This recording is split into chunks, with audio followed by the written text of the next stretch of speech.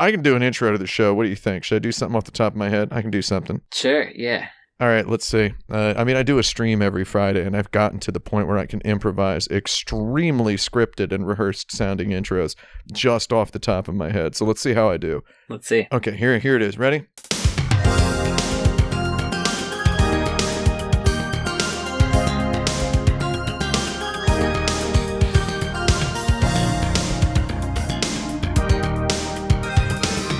Hello and welcome back to Video Games. Tim Rogers here with a special edition of the Insert Credit Show. All of the collectors and contrarians and connoisseurs and aficionados and catalogers, librarians, contrarians, and dirtbags in the audience might possess the temptation to refer to this as episode number 275. However, as far as myself and my co-host Brandon Sheffield are concerned, this one more takes the shape of episode 274, part 2, or 274-2, as it would reveal itself in Final Fantasy nomenclature.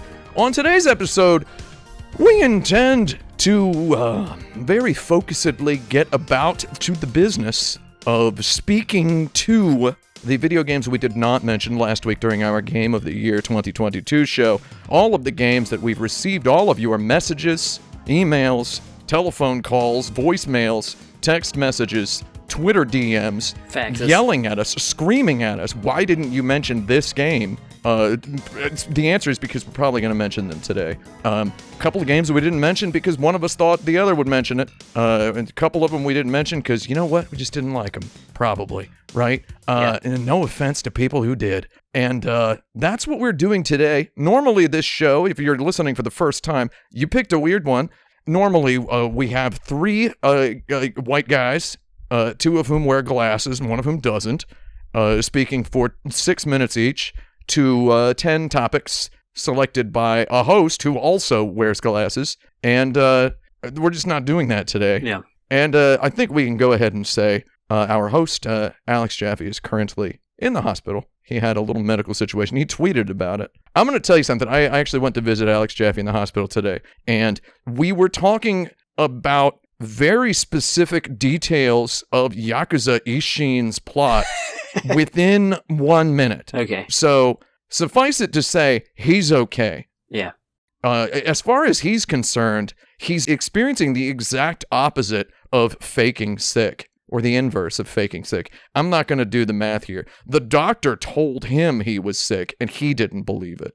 Mm-hmm. It's, who knows what's going on? I'm going to tell you right off the top of my head, the guy seems fine. You can't kill Alex Jaffe. That's not a platitude. This is actually a little-known fact. Every single time I see Alex Jaffe in person, I attempt to murder him, and he thwarts me every single time. You can't kill Alex Jaffe. Guy's doing good. I saw it with my own 2 eyes. Thank you. I have 2 eyes right now, not 4, because I took my sunglasses off. Took the glasses off. Oh, nice. How you doing, Brandon Sheffield? Where are you calling from today? Jeffy's big, but he's wily. I'm calling from Oakland, California, where it is actually unseasonably cold today. Oh, we got the other one. We got your heat over here. Yeah, I mean it's been up and down, but last night it got down to 40 degrees. It's about as low as it gets. So last night, overnight, we had a temperature of like 58. I had the windows open. It was very pleasant. Yeah. However, I have the windows open basically 365 days a year here because... right, because you got that central heating blasting. That horrible radiator, the baseboard radiator just blasting this beef jerkifying wind up into the... turns everything into jerky. Yeah. It's horrible. No, we're doing okay out here. We got a foster dog that we adopted out twice, has been returned to us twice, and so now we have him again. Every time he comes back, he's like in a little worse shape. Oh, do people not want him or what? They think that he's aggressive, but I think that they just don't know how to deal with dogs in general. Oh, yeah. And, but he has gotten like behaviorally worse every time we've gotten him back, because of people not knowing how to deal with a dog. So it's not what you want to hear. It's not what you want, but he's a cute little guy. He's very cat-like. He likes to sit on the top of the back of a couch. Oh, yeah, that's weird. Yeah, it's weird. We had a dog like that here. He was also a little bit aggressive. Yeah. He lives on a farm upstate now, literally. That's not a euphemism for a behavioral euthanasia or whatever. There was that, was it in the New York Times or New York Magazine? We've talked about this before. Right. But, you know, I've reached the point in my life where I relate more to the two old guys that are at the, what they call a bodega, or what you would call a corner store. I relate more to those two old guys who are always talking about the Knicks 365 days a year when I go to get a Coke Zero. And I mean, I've even mentioned these guys, but I relate more to those guys than I do to most other people, you know? So there it is, right? I had a funny thought about that's sort of related to that. It was actually more of a Oakland Chinatown kind of a thought, but like, you know, you go into a place and you see some old dudes playing mahjong or dominoes or cards in the park, and they're like yelling at each other or like making little barbs at each other and stuff. Yeah. And you're like, do those guys even like each other? But then you go back the next day and they're there again. They're just they're always there. And I was like, oh, maybe that's this podcast. Always just yelling at each other. There's dudes in Union Square Park in New York who are always playing chess, and they're similarly yelling at each other, and it's really funny. So yeah. So I was just thinking, like, sometimes people aren't sure if we're if we like each other or we're having a good time, and to that I would say, well, we're all still here. We keep coming back and doing it. I'm not sure if I can ride the bull long enough, but it would be real cool to just be an old person who lives in New York and is retired and does stuff like goes to the park and plays chess just so you can scream at other old people when you win. It seems like sort of a thing. Or you can just be like yelling and laughing about the Knicks. Mm-hmm. I mean, it doesn't even matter. Like, the Knicks are never in it. You know? Yeah. They're never, that's all you need to know if you don't know basketball. The Knicks suck. According to these guys at the bodega, they're the worst managed sports franchise in history. But it's just worth talking about them and watching all the games so you can just pick apart the trivia of every single moment. It's very good. Love it. It's all about the management. So we got some games, right? We're going to talk through some games. Yeah, we got games. That's actually a very good Spike Lee movie, He Got Game. Have you seen that one? I have seen that one. It's a good film. Should we just trade off? Each one of us goes and the other goes? Yeah, I mean, why not? Let's just pop them out there. All right, I'll start with Live Alive. Oh, yeah. Live Alive, Live Alive. Live Alive, Live Alive. It's interesting for a game to have a title that looks so much like words, but then reveals itself to be difficult to pronounce. Yeah, it's mostly just sounds. It is Live Alive, though, isn't it? I think it's, I guess it is Live Alive. Live a Life, it should have been called. It should have. I would think. I can't remember what it was actually supposed to be. But anyway, so I only played the demo. Oh, yeah. I didn't actually get through the real thing. See, I pronounce it demo, so. Yeah, the demo. Because it's like a demon. It was interesting, I have to say, because, like, just the core of the game has some good ideas, and it weirdly feels more like a modern indie game that's trying to be a clever throwback than it does an old Super Nintendo game. But it's neither a compliment nor a dig at the game to say that. It's just very curious. I played the original game. It was one of the first games that I played on a Super Famicom when I bought a Super Famicom when I moved to Japan, along with Dragon Quest V, which was another one I was always curious about, and Dragon Quest V being the first game I actually played all the way through in Japanese, and, you know, it had a dictionary and everything, making sure I understood all of the words.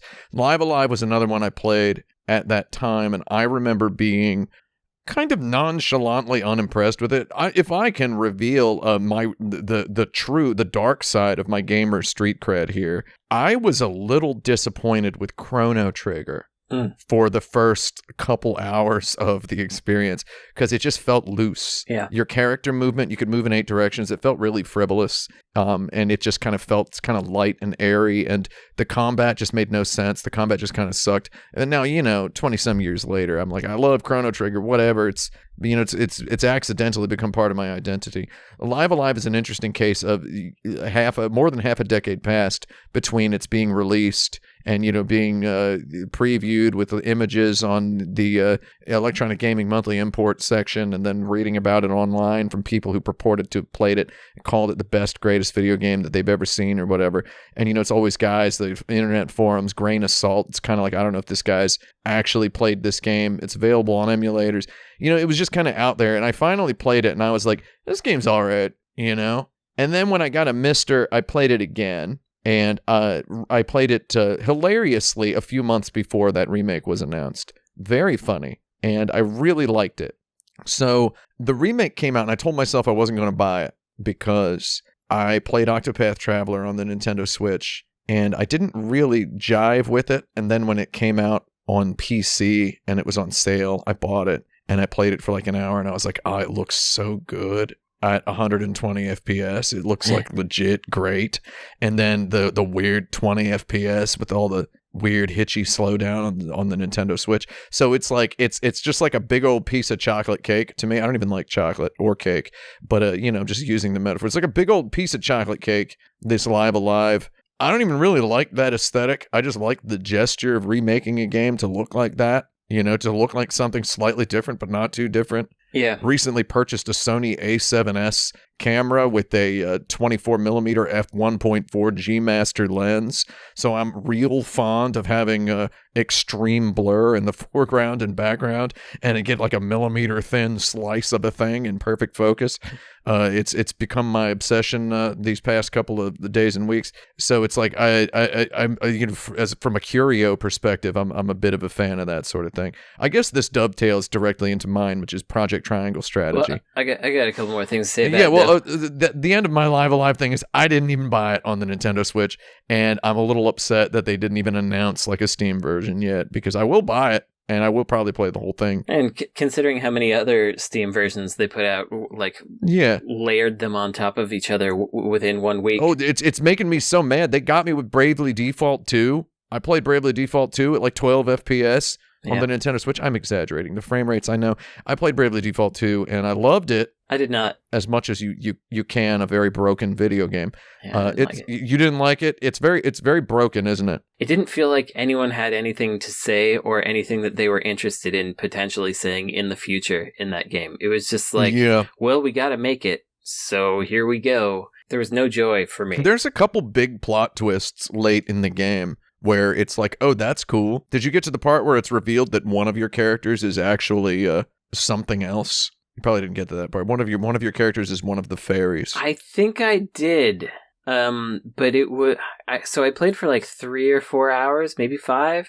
Oh, that was like 20 some hours for me. So. Oh, okay. I guess I didn't then. I got to some sort of a reveal, but it didn't feel like much of one. So I guess it wasn't. There's like a big reveal every chapter, and some of them are pretty floppy. I think I got to a floppy reveal.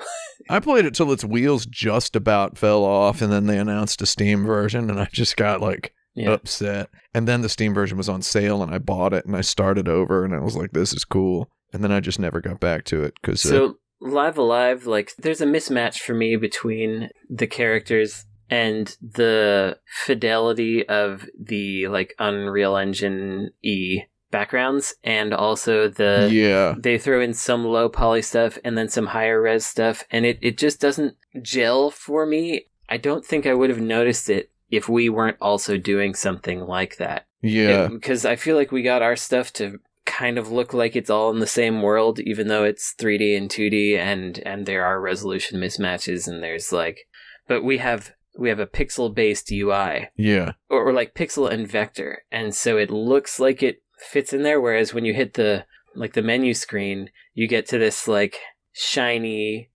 After Effects flames having menu thing. It's a little odd, and the camera's quite stiff for the movement, which felt weird, and the battle system is kind of Grandia minus somehow. But I thought the music was really good. Yeah. and it feels like a slow burn that I could get into. I think, especially playing the China campaign, I was like, some of this is pretty cool. I mean, I didn't like the characters that much, but I liked the idea of training my disciples and stuff. Yeah. So the biggest endorsement I could give is I'm glad that they're doing stuff like this. I don't know how much longer they're going to be able to, but I'm glad. It seems like they've got a regular factory up over there that's just cranking out these. Is it HD 2D 2D HD? It's HD 2D, isn't it? Yeah, I forget. HD 2D. I don't know if they're selling well enough for it to keep going. That's they must. I mean, they got Octopath Traveler 2 coming out literally next week, right? Mm-hmm. I didn't know that until like yesterday. I was suddenly made aware that Octopath 2 is coming out next week. Oh, and I don't love the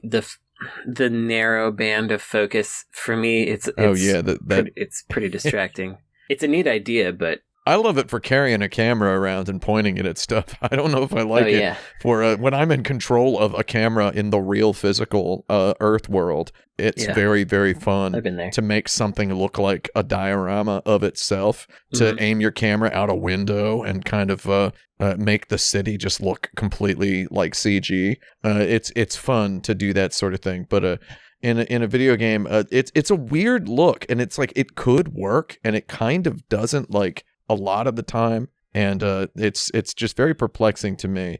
But at the same time, I understand why when that first Octopath Traveler trailer launched, a certain type of Japanese role-playing game guy or a JRPGG really just got their heart pumping about it. Oh, me too. And firing off a million billion tweets, because it's like it goes one step beyond. There is actually an honesty to it that I extremely respect, and the honesty is this: it's that a lot of these retro throwback video games look like what you quote unquote remember games as looking like, right? Like Shovel Knight looks like what you might remember an NES game looking like, but it's widescreen, it's 60 FPS, it has a couple more colors, the animations are way more expressive, etc., right? And it's like the honesty of something like Octopath Traveler is that it like quadruples down on being like the haze of memory. You know, like it gives you pixels, but it blasts them in so many post-processing effects, right? That it's like, we know this is not an old video game. We're giving you this thing that has been just completely blasted with newness, and the oldness is just kind of in there. And it's, I think it's actually kind of a respectable aesthetic. From that angle. Yeah, I'm not against it, and what I would be really curious to see would be what is there, or in fact, do they have some sort of Bible that is like, this sort of element will be this way, this sort of element will be this way. I'm really curious what those choices were and how they were made. Yeah.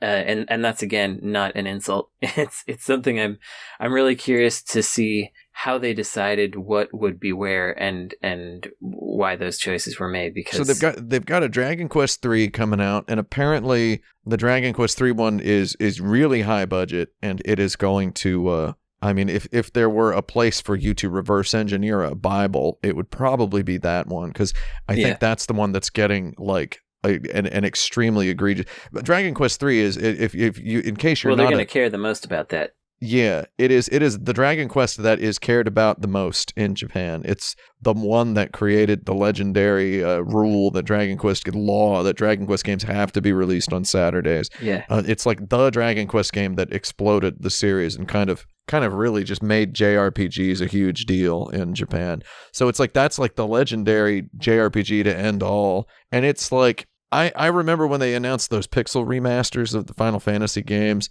I remember seeing a lot of people being disappointed and saying they should do them. In the Octopath Traveler look, the HD 2D look, and it's weird that they created, Square-Enix spearheaded this HD 2D, but then also they made this sort of half measure of this pixel remaster thing. Mm-hmm. And then at the same time, did you see the Suikoden remasters that are coming out? I haven't looked at it, no. Oh, well, I mean, when you get a chance, look at it. Like, I mean, just imagine this. I saw first of all, Konami sucks. what's going on with those guys, etc., etc. Yeah. All the stuff everybody says. We love the old Konami. Don't understand the new Konami. I understand they're a real estate company, etc., etc. But it's like they announced a couple video games somewhat recently in this Suikoden 1 and 2 double package remaster deal. It's a full-on remake. Just imagine an Octopath that is not trying to do really weird 2D side-scrolling, ultra foreground parallax, ultra background effects.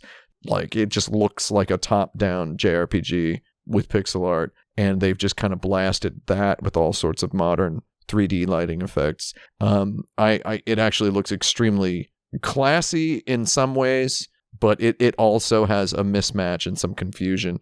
I wonder if you would perceive so much mismatch in all of those elements of Live Alive if the game were running at a much, much smoother frame rate. That's a good question. Yeah, I wonder. It could also increase the dissonance, though, potentially, because your character animations are low frame rate. And only 4 directions, and so I might notice it even more. That never really bothered us back in the old actual 16-bit days. No, it didn't. Sometimes I feel like I have to clarify for my viewers and listeners. I was there. I didn't play my 16-bit games on an emulator. I didn't watch them on YouTube, okay, guys? Me and Brandon were there playing them when they were new. There's characters. It's just the fact that the characters are gliding around on the screen at 60 FPS. It's like when something like the Pixel remasters cuts to a 30 FPS cutscene in Final Fantasy VI. It's just mind shredding. It's just so weird to see these pixel art characters moving around on the screen at 30 frames per second. I don't understand why they did that. But anyway, Triangle Strategy was the one I was going to bring up, which is another HD 2D game. I just looked at the Suikoden, it's weird looking, isn't it? It's very interesting, and it reminds me of a very specific thing. We're going to take forever if I keep refocusing on HD 2D, but it reminds me of when like 8-bit computer games were remade on the Saturn, and then and they would like make all the chunky pixel backgrounds into like illustrative painterly stuff, they thought. And it, even in that era, like the Falcom Classics collections that they would make, even in that era, I was like, is this a mismatch? I just can't tell. Yeah, is this a certain point of time it was like, oh, this is the original artists of these games doing this, right? Yeah. Which is actually the case with the Final Fantasy Pixel remasters too. It's the original pixel artists, but it's less of an example of like Ninja Warriors or Pocky and Rocky or Wild Guns. It's the original artists, but they're trying to refresh the thing and modernize it, right? So it's like you kind of have to applaud those Saturn era remakes, kind of like Tokimeki Memorial being completely remade a year after its release with completely different pixel art on the PlayStation and Saturn. Snatcher, with its beautiful PC-88 art, being remade as beautiful Sega CD art, and then completely different, beautiful PlayStation art, right? Yeah. Like, there's this, I guess that's where the sort of, that sort of heritage is there in the way the Suikoden remasters look. I actually think they look kind of ugly, and it's weird, but I mean, I'm gonna play them, whatever. And characters still look like they're walking on their backs to me when they're going straight up and down. Yeah. They never got that. Anyway, let's talk about Triangle Strategy. This is another one. I just played the demo. I don't even really have anything to say about it. I bought it on Steam and I lit it up and I played it for like an hour. And there's a bunch of Steam reviews. So first of all, Triangle Strategy, in case you didn't know this, I don't know if you knew this, but a lot of people out there don't seem to know this. But Triangle Strategy is literally developed by Art Dink of Tale of the Sun, Aquanaut's Holiday, and Kaze no Notama, right? So it's like, I didn't know Art Dink did it. It's Art Dink. It's some of the oldest, coolest, weirdest dudes in the J game industry over there, right? Nice. So it's like they're the developers of it, but there's some of the Octopath Traveler, Bravely Default people kind of intermingled in there. I'm not really sure of the developer background of it, but there's a Steam review that is really high up, and it's a thumbs down, right? Mm-hmm. And the review is, I'm paraphrasing here, but it's like, I expected this to be a strategy game, but instead I got a few hours of strategy followed by just an endless visual novel. And I'm like, I started playing the game and I like strategy games, but every time I sensed a little, I read this review before I started playing the game. Every time I sensed a little bit of visual novel-esque stuff, I was like, man, I kind of can't wait for it to get to the part where it's just a big old visual novel, because I'd play that. And I mean, no offense to the strategy stuff, it didn't seem like it was like the best strategy stuff I've ever played, but I was excited for it because it's got a lot of branching pathy stuff in the story. Yeah. I feel like that's one people are going to go back to in a couple of years and say was actually good, though. I should probably get on that one. I played the demo and I was like, this seems interesting. I'll probably play it when it comes out, and then I didn't do it. Well, what's that other game? We might as well just knock all these out. Was there Diofield Chronicle? Did you play that? Diofield Chronicle. So that's one I did not get to. I didn't get to that one. Yeah, I didn't get to that one either, but it's like, I hate to sound like some kind of a dirtbag, but it's like, why do all these games have the same font for the title? Yeah. Like it's like, I mean, I'm a guy with a good memory and a decent IQ and a college degree, but it's like, you're gonna confuse me eventually, guys. Mm-hmm. You're gonna get me. And that's going to be very embarrassing for me. They had a month where they released, like, Valkyrie Profile on Steam and Triangle Strategy on Steam and Diofield Chronicle on everywhere. They released, like, 4 games in a month, or 6, or something ridiculous like that. And it's like... Yeah. Especially if you're going to do that, which, first of all, you shouldn't. But if you're going to do that, make their logos a little different so I can tell what's going on. And Diofield... Star Ocean, Divine Force, like those sound close enough to me, kind of. So I did light up Diofield Chronicle, but I mean, I wouldn't say I played it. Does that make sense? Mm-hmm. Games these days require an afternoon sit down to get to, much like, I'm trying to make an Oakland reference, much like the 580 after 6 p.m. Video games require, sitting down for a couple hours in the afternoon. In order to fully get on ramp to, right? That's right. So it's I don't feel like I got anywhere at all in it, and I don't feel like I experienced even the tiniest little, condiment cup sample of any of its multivarious systems. I don't want to use the word multivarious systems too many times because they'll make that into a video game somehow. But it's like, it's got a cool look to it. You know what? So let's just keep going on Square-Enix. Sure. Did you play that Valkyrie Elysium? That was last year, wasn't it? Or was it not? Yeah, wasn't it? Am I losing my bonkers here? I don't know. I thought it was 2021, actually, is what I thought it was. But was it? I didn't play it. No, I don't remember when it came out. I planned to... No, it was last year. It was definitely last year. Was it? Okay. September 23rd, 2022, dude. Okay. That wasn't very long ago. Yeah, it was like a week after Diofield Chronicle. Oh man, yeah. See, that was the thing. I got all these games on Christmas last year, and played them over the month of January. That one looked really bad to me, but I will eventually get it when it's cheap. But it looked like a 360 game in the bad way. I'll tell you what, that's as good as it gets for me, dude. I'm fully just becoming a guy who plays old video games. Sure. And I like when they make them pre-old. These days, not in any sort of derisive way. I genuinely like when they pre-oldify their games, where it's like, this one just came out looking old. I don't know, man. Did you play that Trials of Mana game that they made? Mm-mm. It's a remake of Seiken Densetsu 3. Yeah. Well, first of all, they released a collection of mana that has a Seiken Densetsu 3 translated into English. Bought that and didn't play it. Yeah. So first of all, I mean, I streamed Secret of Evermore a couple weeks back. I love Secret of Evermore, even though the composer is dead. Yeah. If you know what I mean. Yeah. So, I love Secret of Evermore. Cool game. One of my favorite games of all time. And I just remember... every time Secret of Evermore is brought up on the internet, people are like, we got this game instead of Seiken Densetsu 3. What the heck? And it's like, Seiken Densetsu 3 sucks. I'm sorry. It's really, really muddled and weird and worthy of an M2 collection. Absolutely, because all video games are, in my opinion. Mm-hmm. In the absence of M2 collections of every great storied series of video games, get a Mister is what I would tell people to do, because it's basically the same thing, except it's a little bit better than even M2 could muster. I'm sure M2 would agree. Trials of Mana, as they translated its name, almost 30 years late, which I think is actually really cool to translate it. They also did a 3D Unreal Engine remake of it, and I loved that game, dude. I only plunked like 10 hours into it. Only, but I mean, if I say only and it's 10 hours, it's like, it's just the stupidest, simplest action RPG, and it's just got beautiful geometry, beautiful, simple graphics. Have you seen this game? Are you looking at it right now? Oh, let me look at it. It's really cool, dude.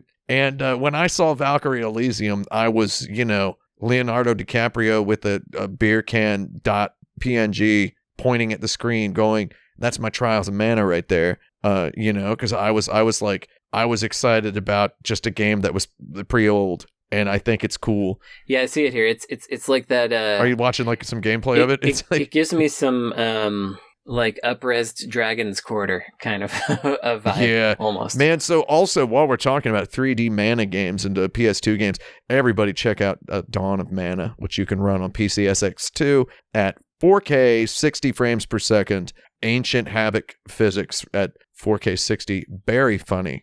It's just a hugely physics-filled video game with a beautiful Ryuichi Sakamoto opening theme song, and then music by, Kenji Ito, the beloved composer of Romancing Saga. It does not have Hiroki Kikuta music. Don't know why. I wonder what he's up to, etc., etc. But anyway, that Valkyrie Elysium, I plunked a little bit of time into it. Again, I bought all these games around Christmas time, and then I played them in the month of January. I thought the Valkyrie Elysium was cool and fun, and Tri-Ace has that habit of making these sorts of video games that are breezy and fun for me to play for a little bit and then never really, finish diving into. I don't know how much longer Tri-Ace is going to be around. I mean, they also did that Star Ocean Divine Force, which is my next game here. So yeah, loved that one too. Only played a couple hours of that, but Lord, I also played a couple hours. This one was on the good end of the Xbox 360 vibes for me. Yeah, I found it amusing that even the intro cutscene had a bad frame rate. Yeah, and it's got like terrible nu metal intro music from many years ago, but not really in a fun way. I love it. And all the faces are like squished little American Doll weirdo faces. I don't know. I love it, dude. But anything that reminds me of Project Sylphid, is 100% a win. Have you ever? My book. You're in Japan. You're walking around, and suddenly there's someone wearing one of those like fabric flesh anime faces, and they're just walking around, and you're like, oh god, this person's here. I hope they don't talk to me. That's what the faces in Star Ocean Divine Force look like. But I love running around in there because you get that orb thing and you can fly around and do that stuff. It's too bad that the story is like dead boring. Yeah, it's fun to move around the overworld, like just zooping around. I wanted to get back to it because like using that flying orb thing to do attacks is fun, and moving around the overworld with it is fun. So it's just like a cool game to move around in, so maybe I won't care. But you can't like... Did you play any of that Ys 9? You can't skip lines of dialogue and cutscenes. You can only skip the whole thing, which is like, oh god, come on. Just keep your phone on hand. Yeah. I didn't play Ys 9. I know I was supposed to. I was supposed to, but I didn't do it. Yeah. Nostrum Nox. That Ys 10 is coming out now? It's coming out, man.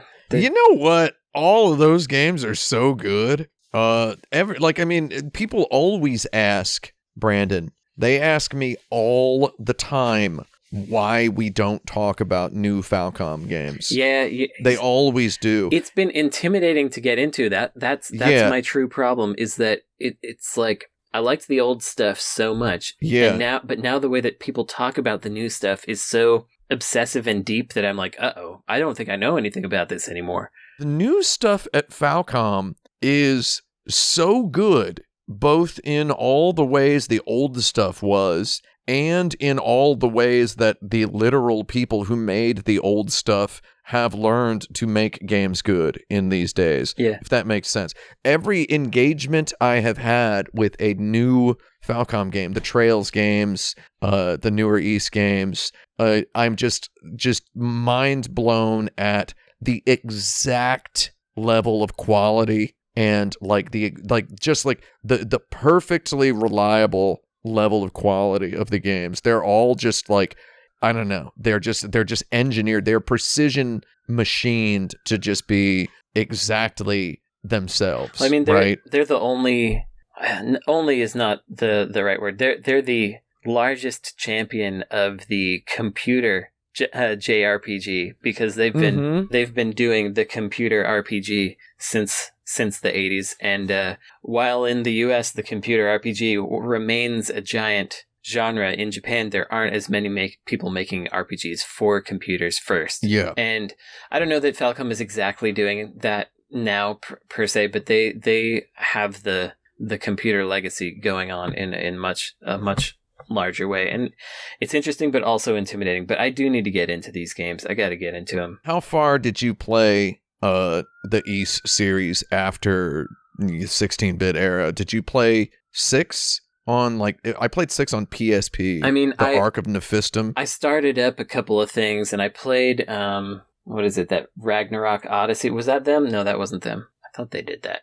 They've been putting out a lot of stuff. There were a lot of Legend of Heroes games on the PSP as well. Yeah, that I mean, played. I played some. I played like the White Witch on Saturn. But I like with the newer stuff, I would buy them and then be like, I don't know if I have time for this, and then I wouldn't start it. Yeah. So I have to say, I'm like real far behind, and part of it is like, I think that if I hadn't played Ys books 1 and 2 like 2-3 years after it came out, you know, I wouldn't have this thing of like, well, I've missed 30 years of games. Now to start back in, it's just really intimidating because. So if you think of Ys as like the magnum opus of Falcom, their whole reason for existing, it's not that intimidating to play just the Ys games and say I've played the core Falcom. The Trails series is where it starts to get scary, because Trails is a I almost used the word subsidiary. I'm going with it. Trails is a subsidiary of the Legend of Heroes series, AU Densetsu. And it's like, now there's another Trails inside of there's the Trails in the Sky, there's Trails of Cold Steel. They all seem really neat. I have only, because I'm told you have to start the series at the beginning, and I'm guaranteed quality across the whole franchise. It's like, you've got to start with Trails in the Sky, and I'm like, I've started it and I like it, and it's one of those games that I keep stopping because I enjoy it too much. I like the idea of there being like a platonic ideal, like perfect 16-bit RPG that is, 4K 120 FPS pixel art on my TV. I love the idea of that game just existing, and I can play it whenever I want, and I just keep denying myself it. But it's like, those games are there. But the Ys games, you can get them all on Steam. Next time there's a Steam sale, get Ys 8 on Steam. It goes down to like $2. Is that Lacrimosa of Dana? The Lacrimosa of Dana, yeah, which is like such a name, dude. Yeah. But it's like, you can get all those there are computer RPG boys over there, and they've got these rebirths and remasters, and you can get the whole goddamn series on Steam. Yeah, I think there's probably 1 or 2 of them that's missing that someone's going to yell at me about. 1 or 2 of them's missing probably, but it's like, you can get a whole bunch of those games. And it's like, it's just been lodged in my brain. I get them. I bought 8, I bought 9, and then I put like an hour into them, and I played 9 for like an hour. Where 9, you're in a prison, which is cool. It's like a prison city, which reminds me of, Dark Savior vibes, right? Mm-hmm. So it's like, I love that. And I played like a little bit of the beginning of 8, and it was just like, I mean, maybe your metaphor is different, but like the first 3 hours or so I played of 8, it was just like a huge bowl of cereal, dude. It's like just a giant punch bowl of cereal. That's what kind of video game that is. And it's just, they've gotten so good at making exactly the sorts of games that they've always made and always will make. And it's a comforting, neat thing to think about. And I feel something similar in Star Ocean. And I feel something similar in Valkyrie Elysium, which are games that got much maligned upon their release. People weren't 100% positive about the Valkyrie Elysium or Star Ocean, where they were like, what's the deal with these games? I think they were almost universally negative about the Valkyrie, and then middling on Star Ocean. not a whole lot of people played Valkyrie Profile 2's Slimeria or Slimeria, whatever it's called, which was just a beautiful 60 FPS, like 720p PlayStation 2 game. Yeah, I played that on the PSP, did I? Yeah, was there a PSP version of it? Or a Vita version? I'm leaning over and I'm not seeing it, so I don't know. Maybe I made that up. I played something on the PSP. Valkyrie Profile 1 was on PSP. They did that was it. an expanded port of it. Maybe that was it. Valkyrie Profile 2 on PS2 is a really cool looking, like neat looking video game. Apparently the US version is lacking some video mode. I see it over there on PS2 on my wall. Such a cool game. Cool, weird little game. It's more Valkyrie Profile. So this third Valkyrie Profile game is, it looks like, it kind of does look like some trash. It's a pre-old game. Yeah. But I love it. It's just cool that exists. It's funny that I'm getting to the point where I'm starting to forget whether something was on PS2 or PSP. Oh, that owns, That's dude. That's funny. You should be glad, because... I don't need that information. Yeah, what do you need that for? So it's like, I feel the way about, just the final word for me on Valkyrie Elysium and Star Ocean. What's it called? The Divine Star Ocean Force. Divine Force, yeah. Let's face it, Star Ocean the Divine Force is the closest we're ever going to get to like a good Star Trek video game. Because there's a lot of Star Trek in those Star Ocean games. I only realize in hindsight because I started watching Star Trek in 2022, and I'm now like, oh, Star Ocean is just really anime-ified Star Trek. Yeah. Like it's very brazenly so. So it's like, I feel the same way about those games that I do about like Blue Dragon and Lost Odyssey, which came out on a little less so. Blue Dragon and Lost Odyssey, I'm extremely, those are my boys. I love those games. Mm-hmm.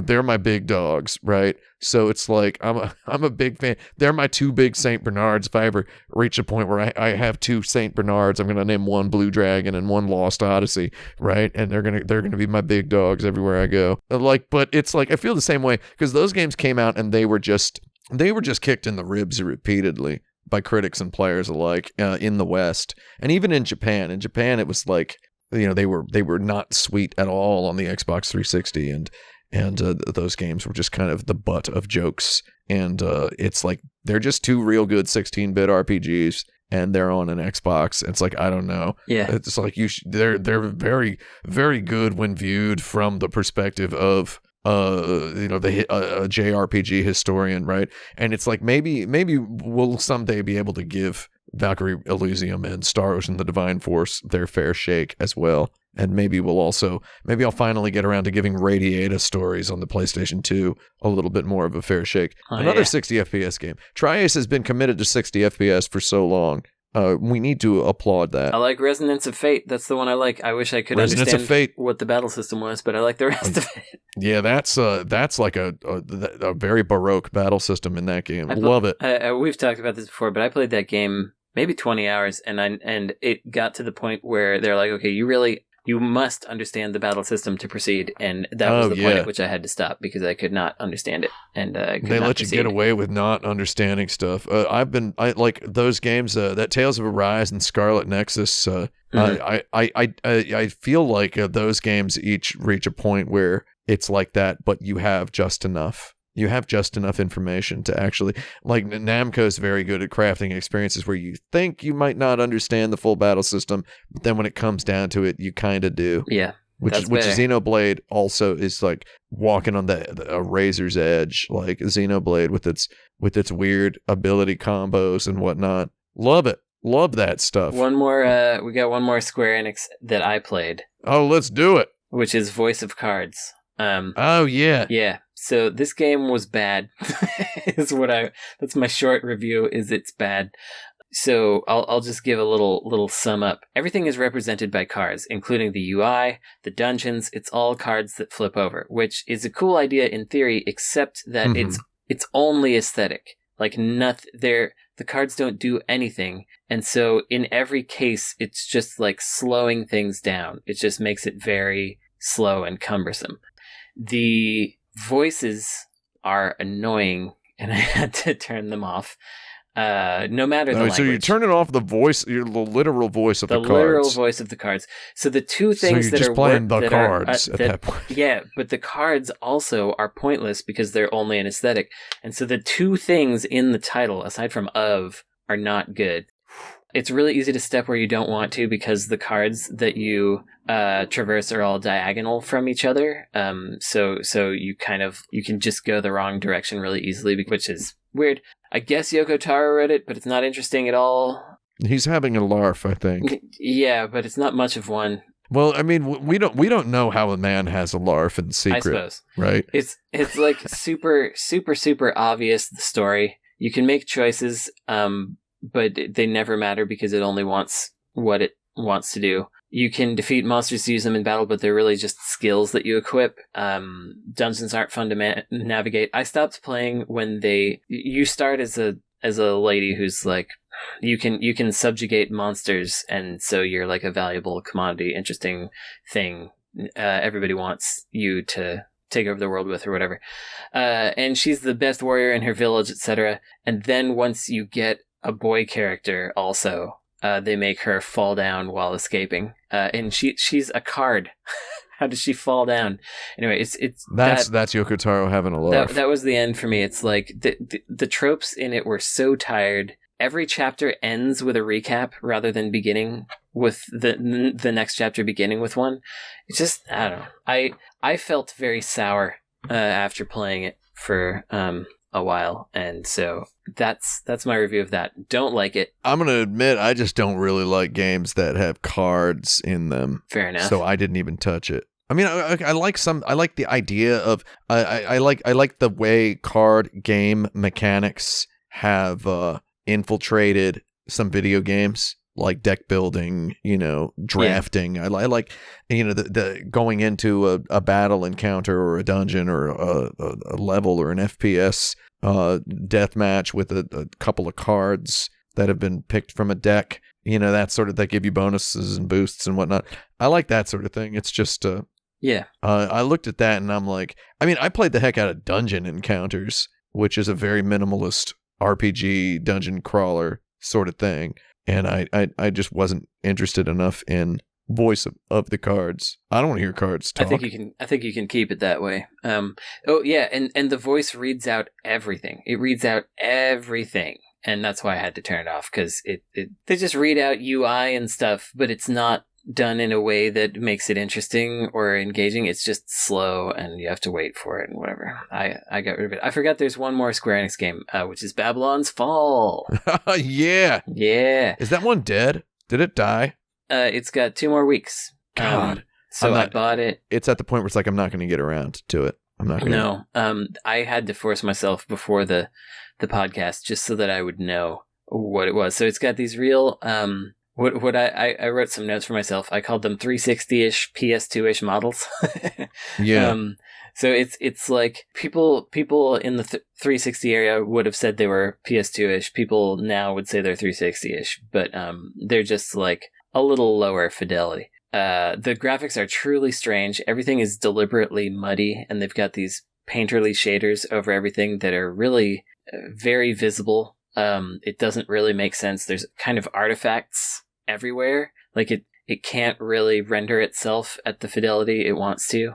Basic idea is that Square-Enix got Platinum to make a live service game, and it was supposed to be like a 4-player group up MMO thing. 4 players, 3 players, which is a heck of a format, right? I mean, that's a pleasant. I'm all for anything that reminds me of Phantasy Star Online.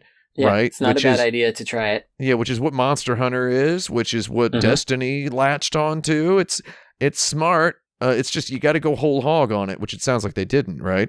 They didn't. Yeah, the music is nice. But the whole setup is just not really good. Like it's a Platinum game where hits don't always land. Like if an enemy is down or in the air, you can like miss them even though you're standing on top of them. Or if they're crouching, and it's just not obvious. Like there isn't good visual feedback and hit feedback. The camera's always getting stuck and stuff and jiggling when you're indoors, which is kind of funny. So the setup, I guess, since probably nobody will ever get to play this, you come on like a slaver ship, basically, and to what, like some planet that needs bad butt mercenaries or whatever. Yeah, but it's a literal like a sailing ship, so it's not space or anything. You're on a like a big pirate ship looking thing, What do they call those guys? Forget. This is the big old one. Yeah, one of them big guys. A big boy. And then you, everybody gets this weird dealie that slaps onto their back. I have already forgotten what it's called. And if you survive this thing getting onto your back and fusing with your body, then you become a new sentinel who will destroy bad stuff. You're trying to get to the top of the Tower of Babylon, and then you will get the Tower of Babylon. And then you'll get some cool thing. Man, I wish I had written this stuff down because I already forget what it is that you get. I thought that the premise was okay, but I forgot about it. Anyway, this thing that's strapped to your back, they constantly refer to these tendrils that come out of it as guts. It's like similar to your guts. Oh, that owns. It's like, is it similar to my guts? And that thing can like do extra attacks. So you can be like hitting the face buttons, and then you can hit like R2 and L2 to do additional attacks with that, and launch enemies and do some things. They had some ideas. It just didn't come together. And they wound up having to... So the structure is that you're in this town hub, and there's some weirdos there you can interact with, and a jobs board, which is how you get the missions to go out on. And so you accept something on the jobs board, and then theoretically you're supposed to be matched against other players and then go out and defeat those things with them. But of course, there are no other players, so they wound up nerfing the game so that you could solo it, and so you play it by yourself. But because they didn't want you to be really by yourself, there's VO of other characters. Oh. But in the story, it starts off giving you the VO of these people, and as though they are there with you and doing things, but they're not, you can't see them. And so I was like, what is this? Are these people in my head? Do they live in the thing that got strapped to my body? But no, it just turns out they're only physically present in visual cutscenes. But they're talking to you as though they're next to you all the time, which is very funny. It's really slapdash. It doesn't feel... It feels under budget. It feels like they didn't really have the time. And then once it came out and flopped, they were like, well, too bad, I guess. But it's neat to have played it before it's gone forever. I mean, I'll always have those trophies now on my PlayStation 5. Oh, yeah, there's going to be people out there angry on the trophy bursting forums about how they didn't get the trophies. Yeah, I'm not going to get no platinum trophy on this one, but I'll play it a couple more times just to get in there, get a little more. There's different weapons you can swap out, and you can customize your character to a degree, and it's got all the base elements. It just, everything feels off. Everything about it feels off. Great music though. I was thinking it would be hilarious to have, I don't know if we can swing this, but to have all people from like the insert credit forums all play Babylon's Fall in like the last week. And just everybody plays Babylon's Fall. And then Square-Enix would get confused. So basically my takeaway is they dabbled, they didn't go whole hog, and they ended up jaded and committed to NFTs instead. Is that basically what happened? Yeah, they were only able to push the back end of the hog in. It's kind of a half hog. It's a half hog game. It's like, I don't know, I feel like the four dudes who can get together and have a good time playing a video game, the sort of video game, is a real good video game to make more video games like, right? Mm-hmm. Where it's, it's weird that it's like, okay, so as a professional guy who has to play video games for a job, I can acknowledge, like, I can see a game and be like, that would be my game if I were a guy who were allowed by my profession to have a game. That I can call my game. And it's like, I look at Destiny and I'm like, yeah, probably Destiny would be my game if I were, regular Joe Sixpack with what my parents would refer to as a real job, like I would come home and probably play Destiny. That'd be my Madden, that'd be my League of Legends. That'd be my World of Warcraft, my LOL, my WoW, my OMG. It would be my game. Destiny would be my game. And it's like, I think that the dream of just having a couple of dudes, like bros, that you get together with and just shoot some stuff and use some super abilities. And there's a quest you like. You want to do that quest again? Yeah, let's do it. A Phantasy Star Online, like it's a precious thing that apparently the world is primed for big boy season as regards these games, right? Where it's like there can only be a couple. Yeah. It's kind of like a looser Highlander. There can only be a couple of these things. Yeah. Right. So it's like Destiny's there. It's like, why would you? Can you imagine getting together with your Destiny squad and being like, hey, you guys heard of this Babylon's Fall? You guys want to try playing that? Oh, and give up my golden blaster or whatever it is you've worked so hard to get, right? So it's like you start to feel this ownership. That's the real NFTs right there, right? And why aren't people exploring this, right? So it's like, again, for various reasons, that's just why me and my bros didn't really play too much of Warhammer Darktide beyond the beginning of it. Good game, cool game. We loved Vermintide, but we didn't really ham-bone bonker down so much with a Warhammer Darktide, which is another 2022 game that I really liked. Really liked it. Real cool game. Real good one. Just didn't really get to do it so much because of being an adult who can't have just one game. Yeah. Who has to play 100 million games and usually play games by myself. However, another game that I did eat like a goddarn hamburger was Teenage Mutant Ninja Turtles Shredder's Revenge, which I played online. We actually wrangled on a stream. We wrangled a 6-player play session of that game. Nice. And the results were cacophonous and probably unwatchable because how can you... It's extremely chaotic to play that game with 6 players, and I guess it ruled a lot. I think the thing I appreciated the most about that game was... just all the backgroundy stuff, like the Foot Clan wearing a chef's hat and grilling up a egg or whatever. You don't grill an egg, but you know what I mean. Frying up an egg. You can grill an egg. Why not? Can I? I don't know. I use the word. I say grilling eggs sometimes. If it's not right, I don't want to be wrong or whatever the word is. Because grills have the gaps. Like the egg's just gonna go the through. egg would fall through it.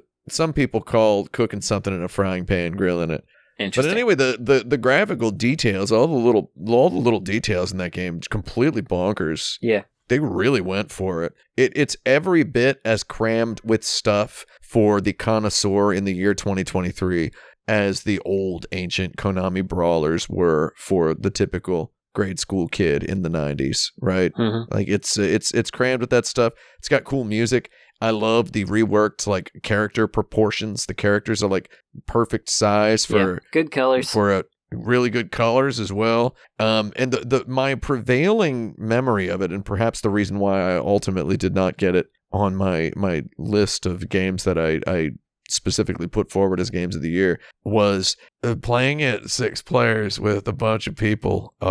Kind of made me just want to play it 1 player. That's how I played it. Because I'm like, there's a lot of... The tutorial was like, ooh, there's so many moves in here. It's giving me like... It's making me think that someone actually very concernedly, focusedly tried to make a brawler that has all the little tasty refinements we can think of with modern game design, right? As opposed to just... a ham bone button slammer. Yeah, it's got a lot of this stuff. It doesn't have absolutely everything I would have put in, but a lot of the things that I'd been talking about for years in brawlers were in there.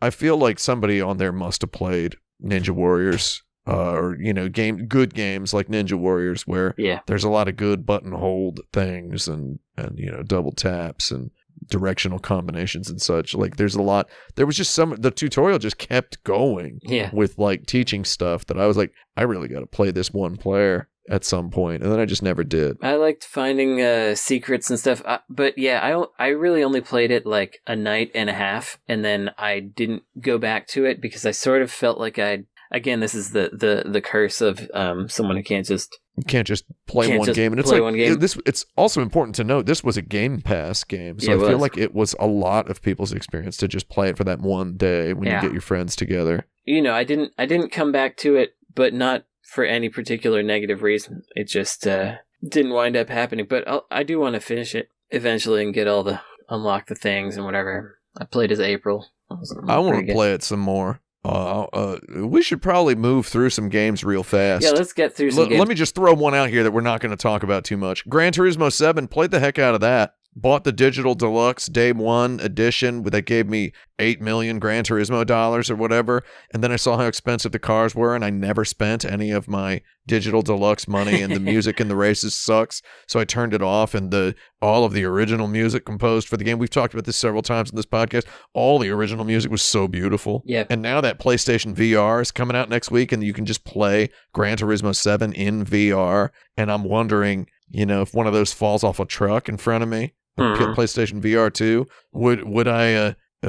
will I end up citing Gran Turismo 7 on the 2023 list? Good question. We'll find out in about a year. Yeah, and I didn't play the game at all because I heard those racing tracks, the music in the races, and I was like, I don't understand. I cannot deal with this, so I didn't. Where do they find these people? These it feels like they're like I don't know. I don't even want to describe what that music is like. But that's Gran Turismo 7 off the list. Yeah. What's next? I got the Shin-chan and the Professor, whatever it's called, the Crayon Shin-chan Boku no Natsuyasumi. Yeah. My perception is the jokes aren't very good. His voice is as annoying as it ever was. The jokes aren't good in Japanese, but they're definitely worse in English. Still got a nice vibe, but I feel like it's held back by the license. Yeah. I don't want to play Shinosuke's Natsuyasumi. I want to play Boku's. Yeah. And also, the backgrounds are nice, but moving screen by screen is annoying and has loading, which is like... Yeah, loading is kind of an excuse, something like that. So I played the heck out of this game right when it came out, because at the time it came out in Japanese. I was in the middle of composing you were on the video. Very, very thorough, detailed video about the original Boku no Natsuyasumi, which also covers the whole series. I received repeated questions from viewers and listeners asking if I was going to talk about the Crayon Shin-chan, Orato Hakase no Natsuyasumi, whatever it's called. I mentioned it very briefly in my video, but that was not enough for people. And then when the game was released in English, improbably, I don't know how it got released. I don't either. I'm glad that happened, and I hope it's cool. It means the real ones will get it. I hope that new one does come out. Yeah. So my opinions now that the embargo is up or whatever, I do not like it. Yeah. I love Boku no Natsuyasumi. I extremely love Boku no Natsuyasumi 2. That's the masterpiece. Boku no Natsuyasumi 3, one of the best looking video games I've ever seen in my life. Boku no Kazoku for the PlayStation 2, if you ever want to play something that stretches your newspaper Japanese reading to the limit. Boku no Kazoku, I have a long play of that somewhere on the internet. I don't know where. I love all those games. Attack of the Friday Monsters, I'd take them any day of the week. That's my favorite. I'd attack those Friday Monsters any goddarn weekday. Indeed. They're real good at the Millennium Kitchen. They cook them good, but I just don't like Crayon Shin-chan. Yeah. I don't like him. I think he's ugly. I think his voice is stupid. He's too rambunctious. I just really hate him. Yeah. And it's, I don't know what it is. I just hate him from all angles. Well, also in the manga, his jokes are largely the thing that's funny about. Here's my penis, right? That's his basic joke. It's three things. I don't know how many things. One is here's my penis or my butt. Yeah. And another one is I'm talking precociously like an old man, and that's funny. Yes. But neither of those types of jokes are in this game. It's only the ones where he misunderstands words and says them differently. It's kind of a Hayao Miyazaki's Lupin the Third sort of thing going on with Kaz Ayabe's Crayon Shin-chan. I don't begrudge Mr. Ayabe, beautiful man, by the way, who makes beautiful video games. I don't begrudge him making a Crayon Shin-chan no Natsuyasumi, but I do be sad myself to know it's that... too bad that's the one that came out in English first. That makes me sad, and it's a lot of people's first impression. I get a lot of messages from viewers, and excited messages from viewers and readers and listeners who are like, "I'm playing the Shin-chan game after your Boku no Natsuyasumi review, and I'm loving it so far." And I'm just like, whew, I'm just like, I don't know what to say. So here's my last word on this. The new one they're making, Natsumon, looks cool. Nice. Looks really cool. It looks like it's halfway between a Friday Monsters and Boku no Natsuyasumi. But the one thing that makes me saddest in the world is Mineko Ueda, the character designer of, first of all, the mascots on the Kirei hand soap, the ubiquitous hand soap of the nation of Japan, which is where Kazuyabe got the inspiration to ask her to do the art for Boku no Natsu Yasumi. And he told Sony she'd agreed to it, and then he told her that Sony was interested. Oh, classic. And that it worked out, and he never got never got in trouble for that. He never got called out on it, but admitted it years later. Like that, her character art for Boku no Natsu Yasumi, for that whole series, remains some of the most absolutely perfect video game art just ever made. I don't really know exactly what my personal ranking is, but if there were like a pyramid, you know, it's definitely in the capstone area of the pyramid, you know, is like those character designs, that aesthetic, that graphical style, just the whole vibe of that series is right at the top. And it's like, it's occupies this incredible vortexual nexus at the middle of video games, where it's like 8-bit, 16-bit, 32-bit, 128-bit. All the bits are just colliding in this one art style, and it's just so incredibly perfect. Bit crushed. Yeah, it's been bit crushed, and it's just like the fact that we can't just have another one of those perfectly timeless looking video games, and instead we gotta kick the can with Crayon Shin-chan, and you know, this new one looks nice, it looks good, but it's like the Mineko Ueda, you had a darn a Michelin starred artist there, you know. And it's like, I mean, I don't know what the situation, I don't know if there is, I'm not saying there is a situation, but it's just like beautiful looking video games. They were so perfect. I'm talking too much about this. Let's move along. You got another one? This accidental expertise of mine. Yeah, let's do it. You got another one? I got another one. I played Sifu. Oh yeah, I played that. Yeah, so like I was expecting to hate it, to be honest, because I heard it was really difficult to get into, and in truth, Chinese-themed game made by non-Chinese people with no Chinese people involved except for perhaps the composer. That's basically unget-overable, because you don't have to do that. You could make a different... Yeah. You could have a different theme. Leaving that aside, it's unfortunate that I cannot move past that, because the rest of the game is actually pretty good. Like, I actually like how the fighting works, and even though it is difficult and complex, it feels learnable, not by me, but by somebody. Like, I can tell that somebody could learn it. I think visually it's neat. It's got a good look to it. I like how, when you get to a boss or whatever, things kind of like flower up and all this stuff comes out of the background. It looks neat, and it's kind of fun that you can take different routes through these spaces, even though you don't really super need to, but you can, find extra things. And the idea of when you die, you age a certain amount of time. Yeah, that's $1 million concept right there. Yeah, that's a real cool idea. It gives you access to more moves and more power, but less health over time. It's got tons of neat stuff in it. They just shouldn't have done it on that theme if they wanted you to be able to recommend it. But then it's like, it's a real case of, we came up with a real good idea. We have the team to do it. Yeah.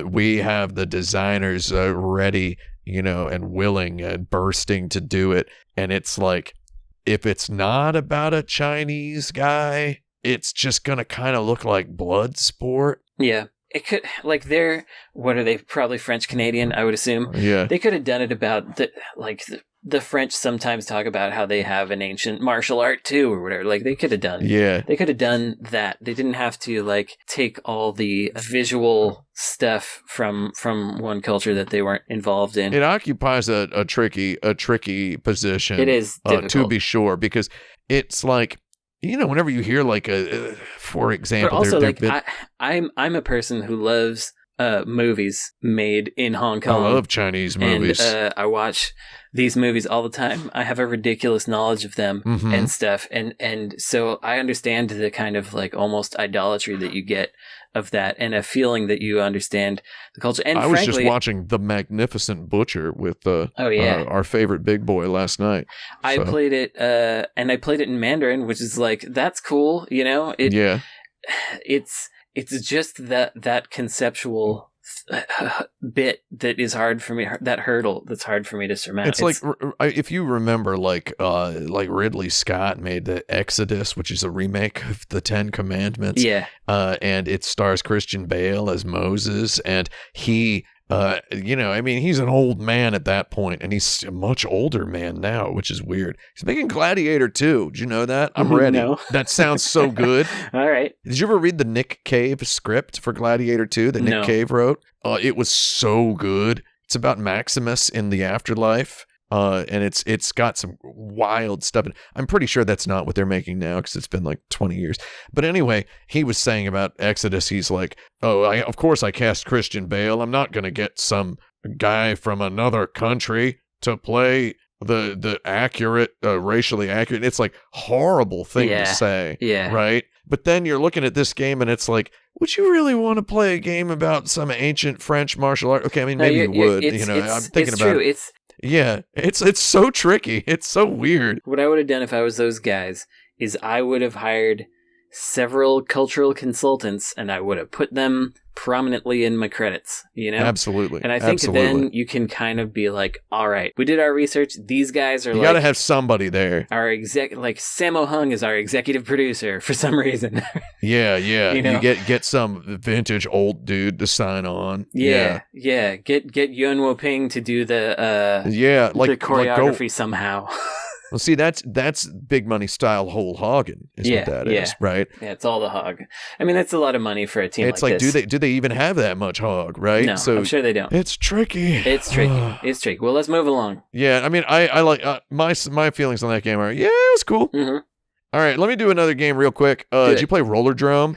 I didn't. I actually have it, but I haven't played it. I know that people like that game. Game's real cool. So did you play the game Sable that came out a while back that had art that looks like Mobius? But it certainly had that art, yeah. I was waiting for it to come out on a console where it ran at a good frame rate because I didn't want to play it on PC, so that's my problem. Oh, yeah. So I played a little Sable, and Sable had that. Rollerdrome just made me think, oh, cool, if someone made a game with some like really solid action mechanics that looks kind of like that. Yeah. So that's fun. I should play it. It's got some good ultra nice performance, fancy stuff, and it's got grinding, and it's got tricks. Yeah. And you do tricks to get more bullets, which is an interesting mechanic. Mm-hmm. And it's got some themes about the entertainment industry and some politics stuff going on in there. It's just a tasty little game. It was well reviewed in a competition that I was judging, so I didn't get to it because it was already covered by somebody else. But anyway, yeah, I'm gonna play it eventually. I got another one. I played Potion Craft. Potion Craft is a game about making potions, and it's a cool idea. But I played it on Game Pass for the Xbox, and wow, what a labor of UI. And console for that thing, because basically you're supposed to be clicking all over the screen, and so they replicate that by you can move your thumbstick between icons, and it is incredibly rare that the cursor goes where you want it to go. It's like almost never, and it's got a whole bunch of neat ideas, but it's completely unplayable on Xbox, which is where I played it. Just shouldn't be on there. Very funny. I'm sure it's good on a PC, but if any game was looking for a Nintendo DS, I feel like this was it, where you're like mixing potions and dragging and dropping things and stuff and drawing lines and whatever. Like that's where that. It's too bad there's no Nintendo 4DS. I keep talking about how they should make that, but anyway, it's a decent game. The end. Just clicking and picking. Clicking and picking. Yeah, you gotta love clicking and picking. I got a bunch more video games on here that I don't even feel too strongly about. Me too. Did you play that NORCO? I actually like that one. It's a good little adventure game. That was on my list of games I was supposed to play. That's a game where it's like it's one of those good cold games to just go in and be like, just check it out if it's on a sale or whatever. Yeah, I'm gonna. Anybody who wants, if you want to sit down and just play a good solid yarn, as it were, a good solid yarn. It's the kind of game that I like to think of as just somebody took issue with my calling Tunic straightforward. Someone asked me what I meant when I called Tunic a straightforward Zelda. What I mean is, and this is like the hammiest explanation, is you could just sit down and whip it open and play it. There's not an 8 million hour on ramp is like what I mean. That's true. So when I say that Norco is like a chill game, maybe it's not for somebody. For somebody listening to this, but it's like that's the kind of game where I'm like, I know I can open it up and have a good time, and it is a short campaign-like video game. A campaign-like? I'm all over the place in this description. It's just a cool little game. Thank you. I'll do another one. Chained Echoes. Oh, Chained Echoes. Chained Echoes. Yeah. I didn't play it long enough. I only played it for like 2.5 hours, so I didn't really get all the way in there. People seem to really like it. But the thing that I really got from it is that it is certainly a proper JRPG. It's like the best RPG Maker game you'd ever see. Is how it feels, and that's not an insult. Yeah. Not a huge amount of grinding. All the battles are either like main path or sub path, but there don't appear to be random battles. Like you can see the enemies. Battle system is okay. My one issue with the battle system. So it's supposed to be about like choice. You have like I forget if it's called like an overdrive system, and you're trying to keep all of your characters in this green zone. Every attack or every action that you take moves a little cursor point left or right on a line, and you want to get it into the green portion of the line, and then you're doing like double damage, taking half damage or something like that. And you're way overpowered then, and that's where you want to be. And it's a cool gimmick, but by and large, it just devolves into me choosing whatever move will keep me in the green, making it not actually really much of a choice. Ah, okay. It's kind of cool in that maybe I have to be like, okay, this is the one that will get my cursor back down, keep it in the green for longer. How do I use this to my benefit? But mostly it didn't really read that way to me. So how much of it did you play? I only played about 2.5 hours. So it may be that changes. It sounds like that could be an on-ramp thing. I'm a big JRPG opening slice connoisseur, and I've got to say that it is common, and it's actually good, quote-unquote good JRPG design to on-ramp people with a system that they are inspired to play conservatively. Yeah. Before ultimately presenting them with reasons several really big that. moments, where you now have to take a risk, and it feels meaningful to you. It's very possible that that's going that direction because the battles are kind of JRPG slow, but in an okay way. But everything else is super fast and zippy. Like your character moves super quickly, and there's a bunch of stories that you start off with all these different characters, and even the dialogue has a JRPG vibe, even though it was written originally in English or whatever. Yeah, it's definitely neat, and it feels like. It does somehow kind of feel special in that it's kind of like the game that all these people trying to make these games wish they had made. Yes. Like this was the game they were trying to do, and then someone did do the game. It looks and feels, for all intents and purposes, like a real one. Yeah. Right? Yeah. It doesn't look like it's inspired by... And it doesn't feel like someone faking a real one. It's like someone really... somehow like a genuine went and did real it. one. Yeah. And it's not even one of these ones where we got legendary Japanese music composer, some guy you've only like half heard of, to do 2 tracks for our game. It's not even anything like that. It's like, it's just a real one. And it's like, I haven't played it yet. People are asking me about it a lot. I haven't played it yet for a host of reasons. I intend to play it very soon, but I do grow more and more fearful of it by the day because people keep asking so gravely if I've played it, please, what I think about it. Have you gotten to this part yet? Have you gotten to the big reveal yet? And it's like, okay, don't talk to me about no goddarn big reveal. You know? Well, I didn't get to one. It was good even without a big reveal. I played it on Game Pass. You can get it on there too. I've got it on the Steam for whatever reason. I paid the man his money. I'm going to tell you what. I was going to play it on Game Pass, and then I was looking at the trailer on Twitter, and I noticed that the developer follows me. So I bought it full price on day one. I was like, I'm going to buy this game full price. Don't want anybody to ever accuse me of getting it for free. And I'm just like looking at the art of it, and it's just like my motor is thrumming looking at the art, right? Yeah. And I'm just like, I'm ready for this, dude. I mean, when we were talking about tilt-shifty HD 2D video games, we didn't mention Eiyuden Chronicle, the Suikoden spiritual successor coming out in 2023. Will that make my 2023 list? We'll find out. I'm real excited. Eiyuden 100 Heroes. Yeah, I backed it. It's so confusing because Eiyuden Densetsu is Legend of Heroes. Yeah.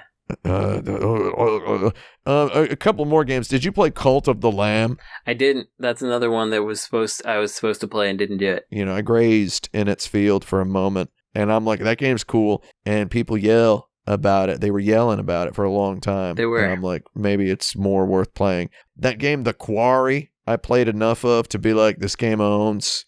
This is the kind of game I want to sit down and play with my girlfriend. You know, because it's just it's just a what do we do here? It's kind of an Until Dawn sort of dark pictures or whatever kind of make decisions and watch a hacky horror movie. Except it owns itself way more, which is nice.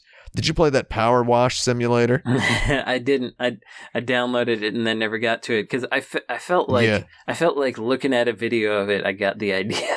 You get the idea. Yeah, I remember when like House Flipper was a game. Yeah. I'm a bit of a hater of stuff like Goat Simulator. I've got to admit. Sure. I love my Euro trucks. Right. Yeah. I love those. Like those games are spin tires. Unironically, I hate to have to classify something as unironically. I think those games are incredible and cool. I think games like Goat Simulator are just, I don't even really, it's, the Don Draper and the guy in the elevator, .gif, the I don't think of you at all, sort of thing. I mean, but PowerWash Simulator is like in a sort of a sweet spot where it's like, it's stupid. I thought House Flipper was really stupid. I play all these games. PowerWash Simulator is almost more like one of those unpacking type video games to me, where it's more about you're trying to do a good job, and the satisfaction is like, I'm gonna get this thing all clean. I don't know. It's my bottom line on PowerWash Simulator is a heck of a lot better than Super Mario Sunshine, which I also played again in 2022. Which it's like, here's a beautiful tropical island covered in glossy diarrhea, and it's a Mario game, but not a normal one. Sorry. The Nintendo GameCube, as I was talking about on my stream last week where I played Metroid Prime, the Nintendo GameCube is, for all intents and purposes, the Sega Saturn of Nintendo. Sure. Because the Sega Saturn didn't have a Sonic, and Super Mario Sunshine's not really a Mario. Mm-hmm. So the GameCube is the Nintendo without a Mario. It's my exclusive take there. 20 years late. There's my opinion of the Nintendo GameCube. The PowerWash Simulator, I was like, yeah, whatever. This is hilarious. I don't care. And they are adding Final Fantasy VII themed content. That's fun. This month, which is very funny. I'm getting advertised it constantly on Instagram, which I guess means we should talk about Final Fantasy VII Crisis Core Reunion. Oh man, I forgot that came out. Another Square-Enix gem. I heard that the VO was just unbearable on that because I played the original Crisis Core to completion. Yeah, well, you played it also on to PSP Shin as well. You were on a PSP. I was. So you were on a PSP where perhaps things. People have a problem these days. I remember when Kingdom Hearts 3 came out, and I wrote a review of Kingdom Hearts 3. If you ever want to read a new insert credit article of mine, read my Kingdom Hearts 3 text review that I wrote for Kotaku.com. I will. If you ever want to, I was like, I'm going to write this like I was on insert credit. And I think it's pretty good. It's like 9,000 words. But that's what Kingdom Hearts 3 deserved, dude. And I don't even mean that derisively. So Kingdom Hearts 3, I remember there were a lot of comments underneath. It was like, you spend so much time talking about this stupid video game. Have you heard how bad the dialogue is? I played Kingdom Hearts 2 when I was 6, and I can't stand the way this game sounds. I'm like, maybe you want to go back and watch a cutscene of Kingdom Hearts 2 on YouTube? It's like, I mean, I don't know. I played Crisis Core in Japanese with Japanese voiceover and Japanese subtitles, so I don't know what the English originally sounded like. I don't know. But I will tell you this, that Crisis Core for PC, like all of these Square Enix games, do you know this? All of the Square Enix games we have mentioned so far today, excluding Live Alive, they run at a beautiful 4K and a pristine 120 frames per second on a PC with a moderately powerful graphics card. You have a 3080 or better, you're getting 4K 120 on max settings. And I'm going to tell you that that's beautiful. And it's beautiful that these games are made and tested on like PlayStation 4s or whatever, right? Yeah. So it's like, it's beautiful that they're a whole generation behind, because you get crisp, beautiful Yakuza style graphics on PC, where, you know, Sega's Yakuza games are all optimized for PS4 or whatever, and on PC it's just perfect polygons and perfect 120 FPS. You get that with this Crisis Core, and I like the new combat. It's nice. It's like a very, very like pared down to the core, as it were, Final Fantasy VII Remake combat, where they just kind of remove all of the stuff you have to be kind of a jerk to like me, and it's just kind of just very stupid, pretty hack and slashy, pretty simple. They still have the slot machine that triggers cutscenes and such in there. It very much is Crisis Core just brought back, and I think that's a wonderful thing. I should play it eventually, because I did play all of that. The thing that I didn't like back in the day was how all the missions were basically exactly the same, and it was It was It got to be too much. It was really it felt like they were trying to beef up the hours that I spent on it to no gain. They were imagining some imaginary commuter. I was commuting while I was playing it, and I was like, "Come on, this is too much." You know, like, I've done this. They had a problem with filler-filled RPGs in their beloved series for handheld consoles at that time. Yeah. There was a Secret of Mana game, Children of Mana, for Children of Mana, Lord, Children of Men, much, Am I Right, etc. Like, Children of Mana for the DS was like the blandest, imagine the easiest 2D Zelda game ever made. And it's just there's like 5 environments that are all exactly the same geometrically, but with different graphics, where you just, every mission, and it's like there's hundreds of missions, just kill the monster and get my picnic basket, please, or whatever. And it's just the same thing. Yeah. It's Diablo, but with no fun. There were a lot of those. There were. Shout me out in the chat, anybody. Are we on Twitch right now? I don't know. Shout me out in the chat if you played Soma Bringer on the Nintendo DS, because I did. Speaking of just bland, god darn, like, white rice, Diablo likes, you know, just the plainest, blandest thing. I love white rice, though. I'll run through another couple. These two are ones that I contributed to in small ways, and so let's hear it. Made the list anyway. NeverAwake. That is it revived my interest in twin stick shooting. It's got a neat soul collecting gimmick. So, like, the stage ends when you collect a certain amount of souls, not when the stage ends. So you can try to do it in one loop, because the level loops when you get to a certain point, and that's kind of neat. I feel like the game is subverting its own paradigms, making enemies not give souls, or making you avoid some enemies rather than going for them at all.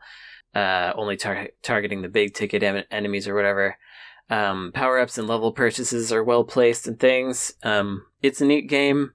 It was one of the games that I was helping mentor in this indie games initiative in Japan, and so that's a cool game.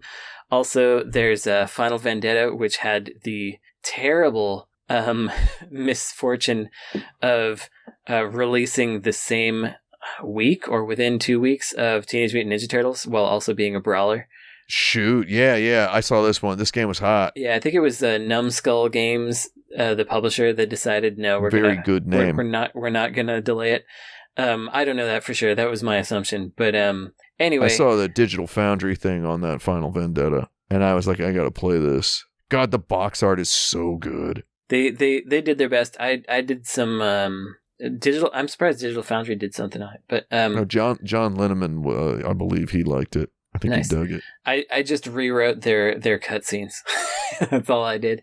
You'd never know either. Anyway, that game's all right. And I got 2 more games that have the word West in them.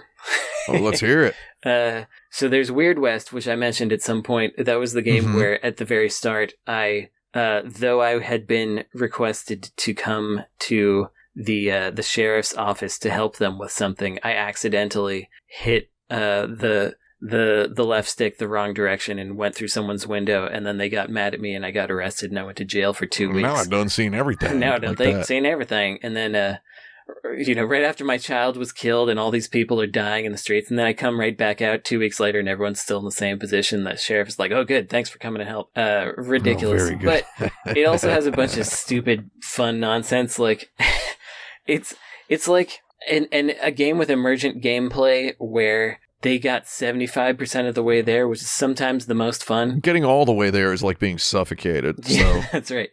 I had some bounty I was supposed to go after. So it's a top-down-ish, twin-stick-ish, shooting-ish thing with RPG elements to it. And yeah, I seen this one. Yeah, and so there you can go out and get bounties. It's in the West, of course, because it's called Weird West. And this one bounty I was going after... Well, the first one I went after, I just had a bunch of dynamite, and I threw dynamite at the guy until he died, and that was it, and that was great. But the next one, I threw some dynamite, I didn't see where it went, and then suddenly all of the guys on the map were inside the building that I had been standing upon, and shooting and screaming at each other and getting set on fire. I don't even know what happened. I went downstairs and they were all dead, and I was like, well, I guess I did it.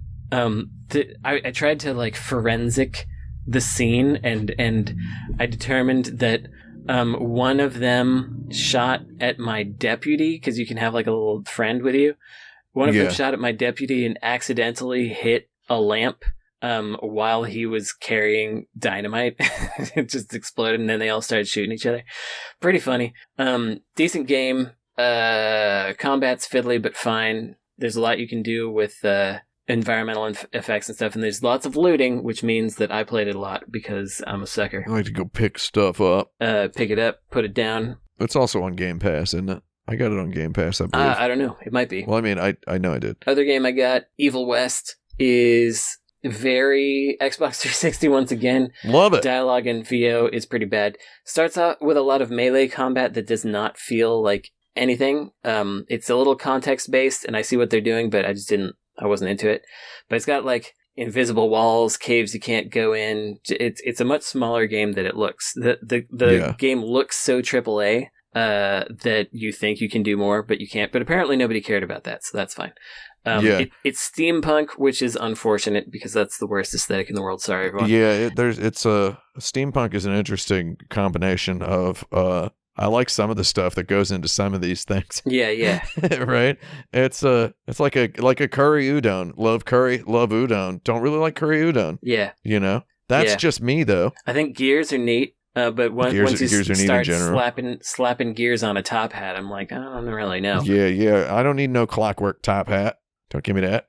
It does get a bit better over time, but I'm not super compelled. Even as I get new abilities, is it like Evil Dead, but in the West? In a way, I mean, you're against vampires, though. Oh, Vampy West, yeah. Once you get a gun, you can shoot people until they're out of health, but then you have to do a finishing move on them with melee, which slows you down. It just was like, didn't feel all the way there to me. I saw this game and I thought, all right, yeah, I do like a little hackiness to a game. Mm-hmm. The having to use a melee attack to finish a guy, kind of that's you're kind of a Doom Eternal thing, right? Where you use the melee attacks to the glory kills to get certain types of ammo for certain types of weapons from certain types of enemies.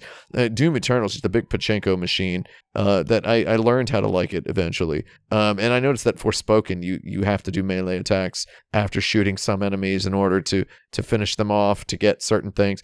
It's becoming a thing now, incentivizing the player to get close to the enemy which I think you can just kind of do with the, I'm not going to say better, but slightly different encounter design. You know, you can have fun with it and not sacrifice the feeling of retroness or. Yeah, it feels like forcing to me rather than compelling to me. Well, because it's like they're adding a layer on top of your typical game. Yeah. You're like an old-fashioned game. They're adding a more modern layer on top to make it feel more addictive or whatever word, engaging, whatever, compelling, whatever like the evil words people use to talk about games now in marketing meetings. It's like you're shooting them from far away, but you have to get close to do this. Yeah.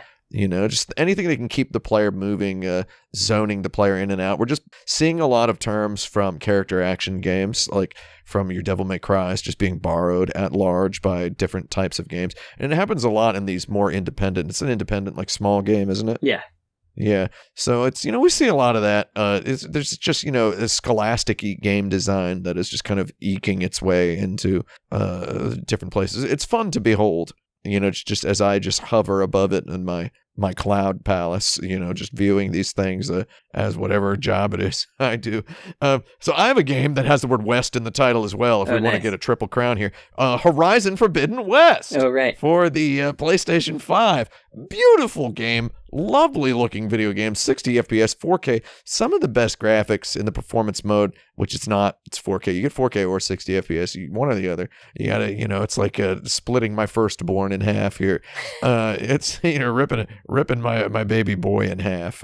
Solomon's frame rate.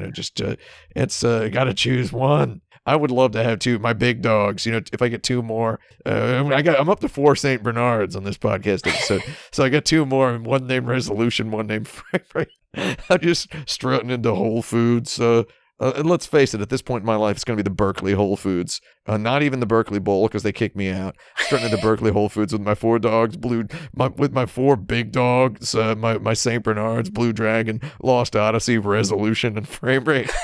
And those are my 4 big dogs. Yeah. And Resolution's chewing on some flowers. And they're like, I told you, get them dogs out of here. They just immediately go in 4 directions. Climate change has turned everyone on Earth into a Red Dead Redemption 2 NPC.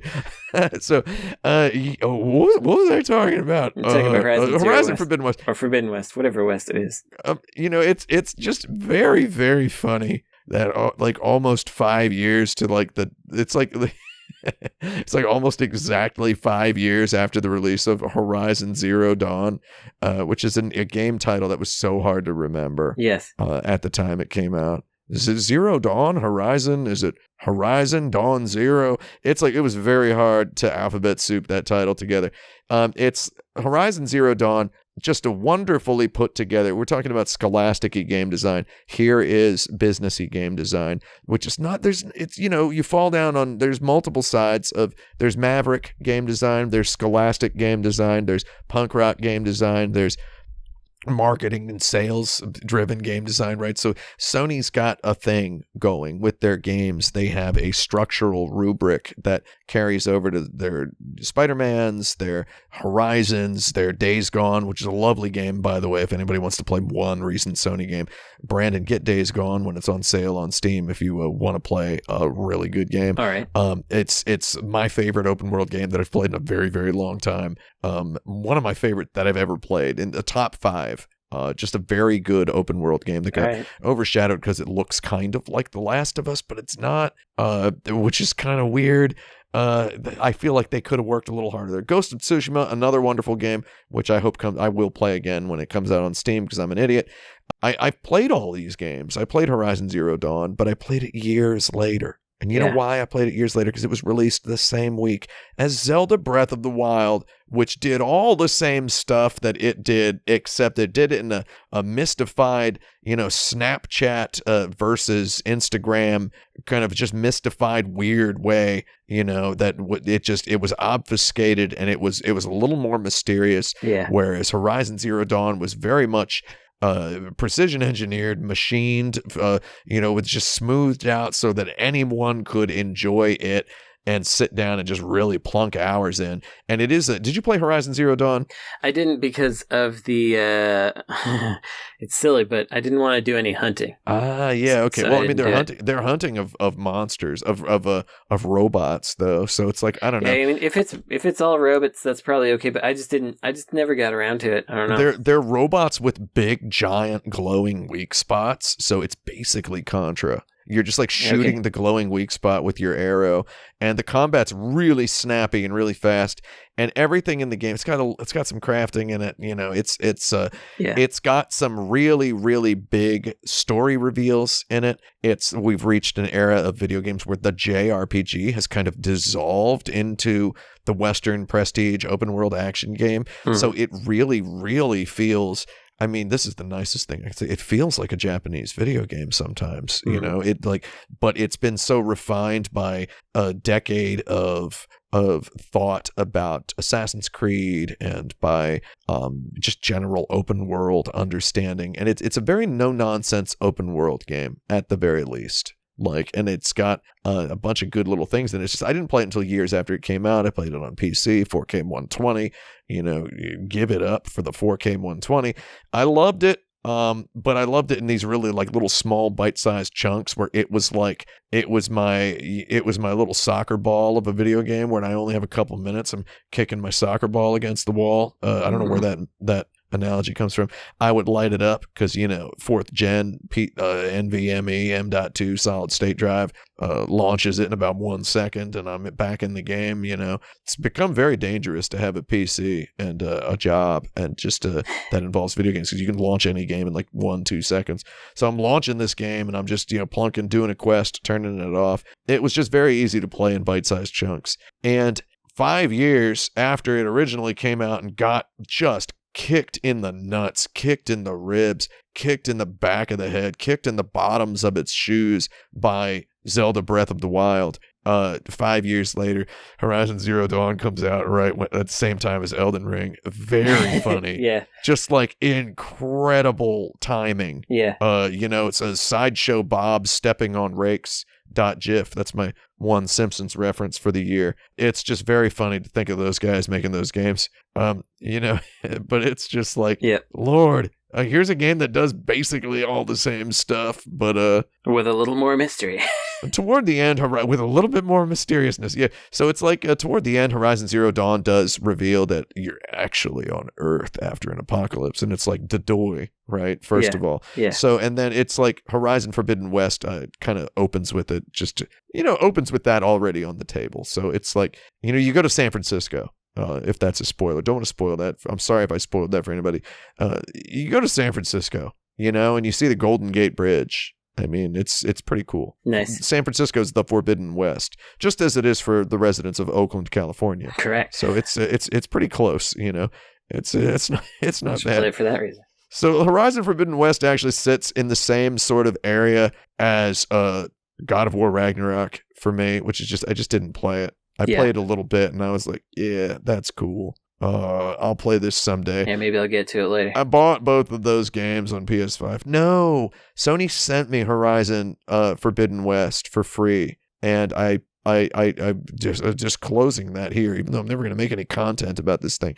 And it's like I played it and I'm like, man, I like this. This is good. And then, you know, that's it. God of War Ragnarok, I did buy Digital Deluxe and played like 30 minutes. And I was like, yeah, dude, I'll play this someday. I'm going to buy both of those games again on Steam is what's going to happen. Yeah, that makes sense. And then I'll finally play them probably. That's all I have to say about those. So that's God of War Ragnarok off the table as well. Did you play that one? You didn't touch that one, probably. No, I didn't, because I did. Like Frank, I bounced off the last one. Bounced off the first one, yeah. Like Kratos' axe thrown bouncing off of the particular type of enemy's non-weak spot.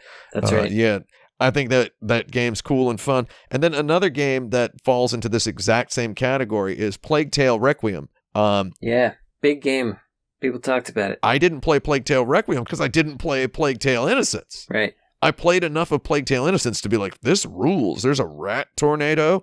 There's like a rat cyclone. And it's a game about rats that are like particles, I guess. They're using like the Unreal particle system to render these rats, these jiggling rats, that it ends up making them look genuinely scary in this otherwise hyper-realistic world where I play as a French girl guiding her little brother across a plague-infested city, and you're telling me it's only like 5-10 hours long? Sign me up for when I feel like playing something fun, and then I just never played it. And then the sequel came out and I didn't play that. You know, there's people out there angry at me for owning a really nice PC and not cranking up them rat graphics, yeah, you right? gotta turn up the rat gauge to maximum. It's like, you have a PC, you could crank the rat graphics above maximum, is what Poindexters are telling me in my my DM inbox all day. They're telling me I could crank the rat graphics up beyond maximum, and I'm just not doing it. And it's like, I know I'm gonna have a good time, and that feels like a give it a couple years kind of game anyway, where it's like a couple years later I feel like they're going to release another one. That studio is going to explode at some point. Not, from an act of violence, but from the popularity. They're going to make a video game that is incredibly that's held up alongside. And, this is not necessarily neither here nor there, but held up alongside, for example, like Naughty Dog, the one Sony studio that doesn't have to make open world stuff, right? And it's like they're probably gonna make something that ends up alongside all that. I gotta play this. I just never did it because the name sounds like a bunch of other games that have the word plague in them, and I didn't. I just didn't compel me to want to get in there, but I will do it. I know it's good. Also got kind of a young adult novel, a Twilight Breaking Dawn sort of thing going on, where it's like, which one's first? Like Eclipse, Breaking Dawn, Twilight. Like, which one of these is first? It's like Innocence and Requiem. Just put numbers on there, guys. Can we bring numbers back at some point? I like those ones. Numbers. Yeah, just call it Plague Tale 2. Lord. Plague Tool. Yeah, I mean, apparently you can play it without playing the first one, but I'm not going to do that. Yeah. It reminds me of that Senua's Sacrifice game, Hellblade, that I played the first hour or so of. You know what? I like Ninja Theory. Looking back on it, I like all their games. You can get eviscerated for saying you like that DMC game they made, but that game was cool, man. Sure. You just don't play it. Play the other Devil May Cry's are still there. Whatever. DMC 5's cool. Like, whatever, right? I mean, I don't know. I do remember the GDC postmortem that the guy did of that game, and he was like, and we were really trying to target things that were extremely cool, and then he showed like a bunch of like Limp Bizkit photos and like new metal stuff, and he's like, because we want to do something that was like truly actually cool. Like, oh man, dude. Anyway, it's like, did you know that the voice actress who played Nariko in Heavenly Sword by Ninja Theory, which is actually in hindsight a pretty cool game if you want to look at, I made fun of these games when they came out, but then you look back on them and then you dabble. Enslaved, Odyssey to the West, available on Steam. Also written by Alex Garland, much like DMC. Yeah. We love it. Did you see the show Devs? Did you watch Devs? I didn't watch Devs, no. On Hulu? I like modern day Nick Offerman playing weird, sad, strange dudes he likes doing dramatic roles. Yeah, guy owns. He's real good in that Devs, and he's real good in that episode of The Last of Us that was on the other day. That's what I heard. I got another bad game. Well, let's do it. Throw one out there. I got a couple bad ones at the bottom here. I played Callisto Protocol. Yeah. Yeah, that one's I'm a Dead Space hater to this day. Well, I was like, is this really a Dead Space? And then I saw, wait, let me see if I can get it on my phone. Oh yeah, I remember what it said. Doesn't the guy also have like a biblical first name? I don't remember what his name is. Isn't he like Jacob, where he's like Isaac in the other one? I was like, well, where's the shoot the limbs graffiti? And then like right after I thought that I took a picture of I can't find it here, but I believe it said follow the blood. Yeah. It's like, okay, I guess it is a real one. I'm sure if I played Dead Space again, maybe the remake or whatever, I would enjoy it. I would probably like, but this game I was just at the absolute peak of my being a professional video game level game designer lifestyle the time Dead Space 1 came out. Yeah. And I just kind of I shot the limbs on that game, and then I also shot the guts. I eviscerated it. So it's like I've been like a hater of that game ever since, and I just can't separate it from having been a hater. But it's probably fine. You know what Xbox 360 game was cool was that Lost Planet. Yeah. That was another fight. That was a good one. Anyway, Callisto Protocol. Callisto Protocol has graphics, but there's literally nothing you can do to or with those graphics. They're just there. Yeah. So many forced gameplay moments, like crawling through a shaft or shimmying through a thing. And I think it's supposed to build tension, but really it just makes me want to check my phone. Yeah. So many cutscenes, all of which are unskippable. You can't advance dialogue at your own pace. And I found this out the terrible way. If you quit during a cutscene, it takes you super far back, and then you got to watch all 5 minutes of cutscenes again. That happened to me twice because I was trying to... You can't load into a cutscene, No, I was trying to see... And even though it had like a little autosave thing that went off, it just didn't do it. And then, because I was trying to see what language I wanted to play in, and I wound up having to watch the first 5 minutes multiple times. I just left the room for the last one. A lot of theoretical jump scares that don't work. Yeah. Combat is really repetitive and cumbersome. There's no way that the people even making that game thought it was fun. It feels like a situation where, like, you're working under this guy who's supposed to be like legendary and stuff, and you just don't want to tell him that this idea is bad. This idea is no good. Captain Ahab. The combat is just not. It's really bad. There's a lot of pointless QTEs. It feels like the game wants to slow me down everywhere. I have a few funny little anecdotes. Like, I grabbed some money off of a corpse because you kill these guys and then you take their stuff. As normal. I love killing dudes and taking their stuff. I'm an American. I grabbed the money off of a corpse and I missed. Like, the animation played, but I didn't get the money. Man, remember Dead Space? You gotta like stomp on people's heads or whatever. Oh, you had to stomp on them in this too. Yeah. Everything you loved about. There's the rumors that they rushed it to release because they wanted to beat the Dead Space remake. Yeah. Because it's literally like the Dead Space guys, right? Well, I heard some of them. I heard a secret news, which was that that they had to do a last-minute, incredibly expensive, incredibly game-filling casting change. Oh, shoot. Yeah, which is well, that sucks. Interesting and unfortunate. Yeah, I mean, it seems like they were kind of underdogging, but they were underdogging in a way that was chasing the exact glory of a particular AAA video game. But also, they spent like $160 million on this dang thing. So yeah, they had the expectations that they had to top this thing because time has passed. We should be able to make something better. Yeah. Right? You know, that old fallacy. I mean, I don't envy the task for guys like that, even with that much money, especially with that much money. It's got to be horrifying. The story is really boring. It's just really nothing, and it's so generic and that it's hard to push forward. And the combat is really unfortunate. But the ultimate capstone for me, and I think I saw someone else comment on this, but it's really funny. You start off with a pickaxe thing as your weapon. Yeah. And then you have a mandatory cutscene where you trade it for a stun stick that came off of a guard because you're in a prison. Is it much less fun to use? And you have no option to keep the pickaxe thing, and you're told that it packs a wallop, so will be very useful. And then immediately, like, through, I don't know if they buffed the enemy health right at that point or whatever, immediately it takes like twice as many hits to kill enemies now. and like, you just immediately feel like you've gotten nerfed and you're less powerful right after you're told that this thing will be great. This is going to help you more. And your weapon probably doesn't look as cool either, right? I mean, pickaxes are cool as heck. Yeah, pickaxes are cool. So that was like, that game was hilariously bad, but in a boring way. The more like head scratchers protocol. Yeah, indeed. It is nice that they have two K sounds in the name, though. True. That is pretty good. True. Can't beat that most of the time. I got a few more. You got some more?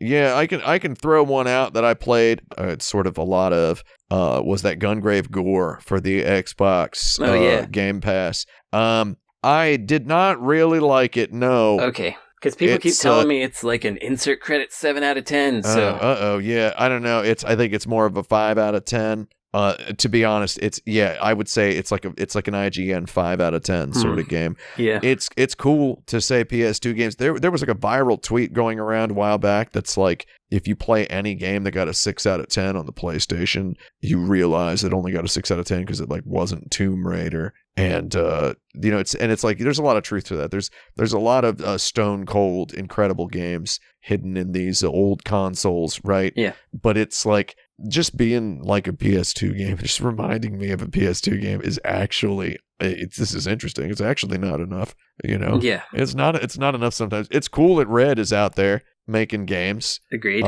I don't know who from Vintage Red is involved there. It would be cool if they made another Sakura Taisen as well. I don't know. It's weird that there's a Red Gungrave game on the Xbox. Is it only on Xbox? I think I played it on Xbox. It's on actually, because people kept hounding me about it, I ordered it on PS5. It's going to arrive tomorrow. Okay. I played it on Game Pass on Xbox Series X, and it's pretty stupid. And it's got the same old. Remember, first time you played Gungrave, and you're like, my buddy recommends Gungrave to me. You got to try this Gungrave game, dude. The shooting is like so hard, and I'm like, okay. It's like the shooting is like so unintuitive, dude. Sounds you gotta great. Try this. I'm like, all right, let's do it. And it's like, you know, writing a friendly letter while wearing boxing gloves, cutting your birthday cake with the pair of ice skates. Like, I don't know, it's got that sort of bad friction in it, and it's just it's a stupid video game. And it's stupid in the way that Stranger of Paradise Final Fantasy Origin is. I wanted to mention it while talking about Stranger of Paradise Final Fantasy Origin, because it's like these games are stupid they have the same stupid spirit to them. Like Gungrave is stupid as heck, right? Like, it's a very stupid series, but it's very fun and stupid. But it's just, this game's just kind of stupid and bad. Okay. I'm going to give it a shot still, but I am predisposed to dislike... I had fun with it. Predisposed to dislike people and characters that have the same first name as me. So, you know, makes Gungrave a little harder. Yeah, Mr. Gungrave. It's just, I mean, you'll have a good time, but it's just... I mean, people assume I would like it because I like Bullet Witch or whatever. Mm-hmm. And it's like, if you can't see the difference between Bullet Witch and this, it turns out you are not on this podcast, right? You're just listening to it. It's like, there's a bit of a difference. I don't know. Yeah. We can just say Bullet Witch is not by any stretch a quote unquote good video game. No. It rules. Yeah. And it's one of the best games ever made, but come on. Yeah. Yep. You know, and this Gungrave is just, you know, it's a flip of a coin at times, and it's not a flip of the coin as regards my whims. It's a flip of the coin as regards just a game getting made.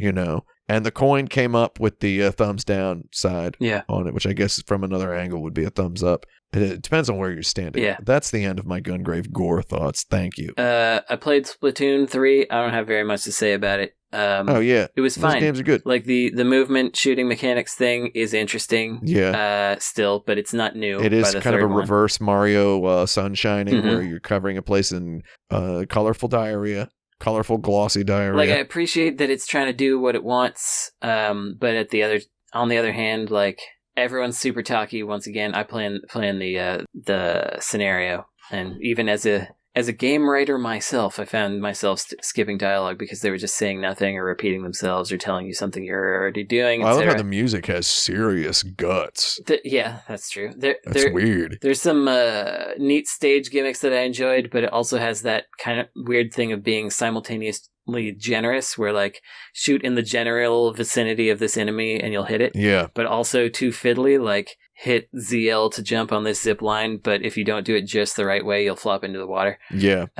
So I thought that was kind of frustrating. You know, what I would say about Splatoon 3 is good for those people that get to enjoy it. It seems like something people really love. So it's those kids, man. Yeah. The younger generation, like they loved Splatoon so much that there was a Splatoon 2, and they loved Splatoon 2 so much there was a Splatoon 3. Yeah. And it's like Splatoon 2, kids just straight up play it with the gyro controls, where you can. I heard about that. And the gyro controls are really good if you're using an accredited, legally approved Nintendo Switch Pro controller. I gave it a shot, but of course, you know, mine's broken. But there's a bit of a learning curve-alicious thing going on there, but the kids like completely normalize the gyro. It's like you use the analog stick to aim, or you use the gyro to quickly aim, and then the analog stick to fine tune, or sometimes the other way around. They just go with the flow, and it's like, for better or for worse, probably for better, a lot of the people who immediately jump into any conversation about playing a shooting game with the controller are there, and just to say mouse and keyboard is better, dude. A lot of those people are they're dying of mysterious causes. So we're running out of those guys. It's nice to see gyro get normalized. Yeah. Like if you played the Night Dive Quake, I didn't. That's a heroic thing, and the gyro in that's wonderful. Like I have it on my PS5, and because it plays at 4K 120 on the PS5, and it's one of the things I just launch up every once in a while. If my PS5 is on and I'm done with work and it's not time for dinner yet, I will play a couple of episodes of Quake. I was doing that with Doom 64 and also with Turok for a while. So those night dives, man. Yeah, those guys are bonko. That was a 2021 game, of course. They're Quake, but that game was fantastic. Yeah. So while we're on a Nintendo thing, well, first of all, let's just say that I still admire that Wata from Boris still loves Splatoon. She still is playing Splatoon 3. She was a big Splatoon 2 fan, and she's still on it for Splatoon 3. If you can get somebody from Boris to play your video game and post about it on Instagram all the time for free, you unlocked something, man. I mean, that's not exactly mainstream Japanese culture, but they've got it in the mainstream over there as well. So it's a curious thing that I feel I may have missed the boat for. Wanted to play the Splatoon 3 campaign, and I didn't get very far in it because, again, got a million video games. I played those Pokemons while we're here on Nintendo. I played those Pokemons, the Scarlet, Violet. I watched someone play it, but I haven't gotten to it. I will probably get to it. I have them. I got the Violet one because I'm a Prince fan. Nice.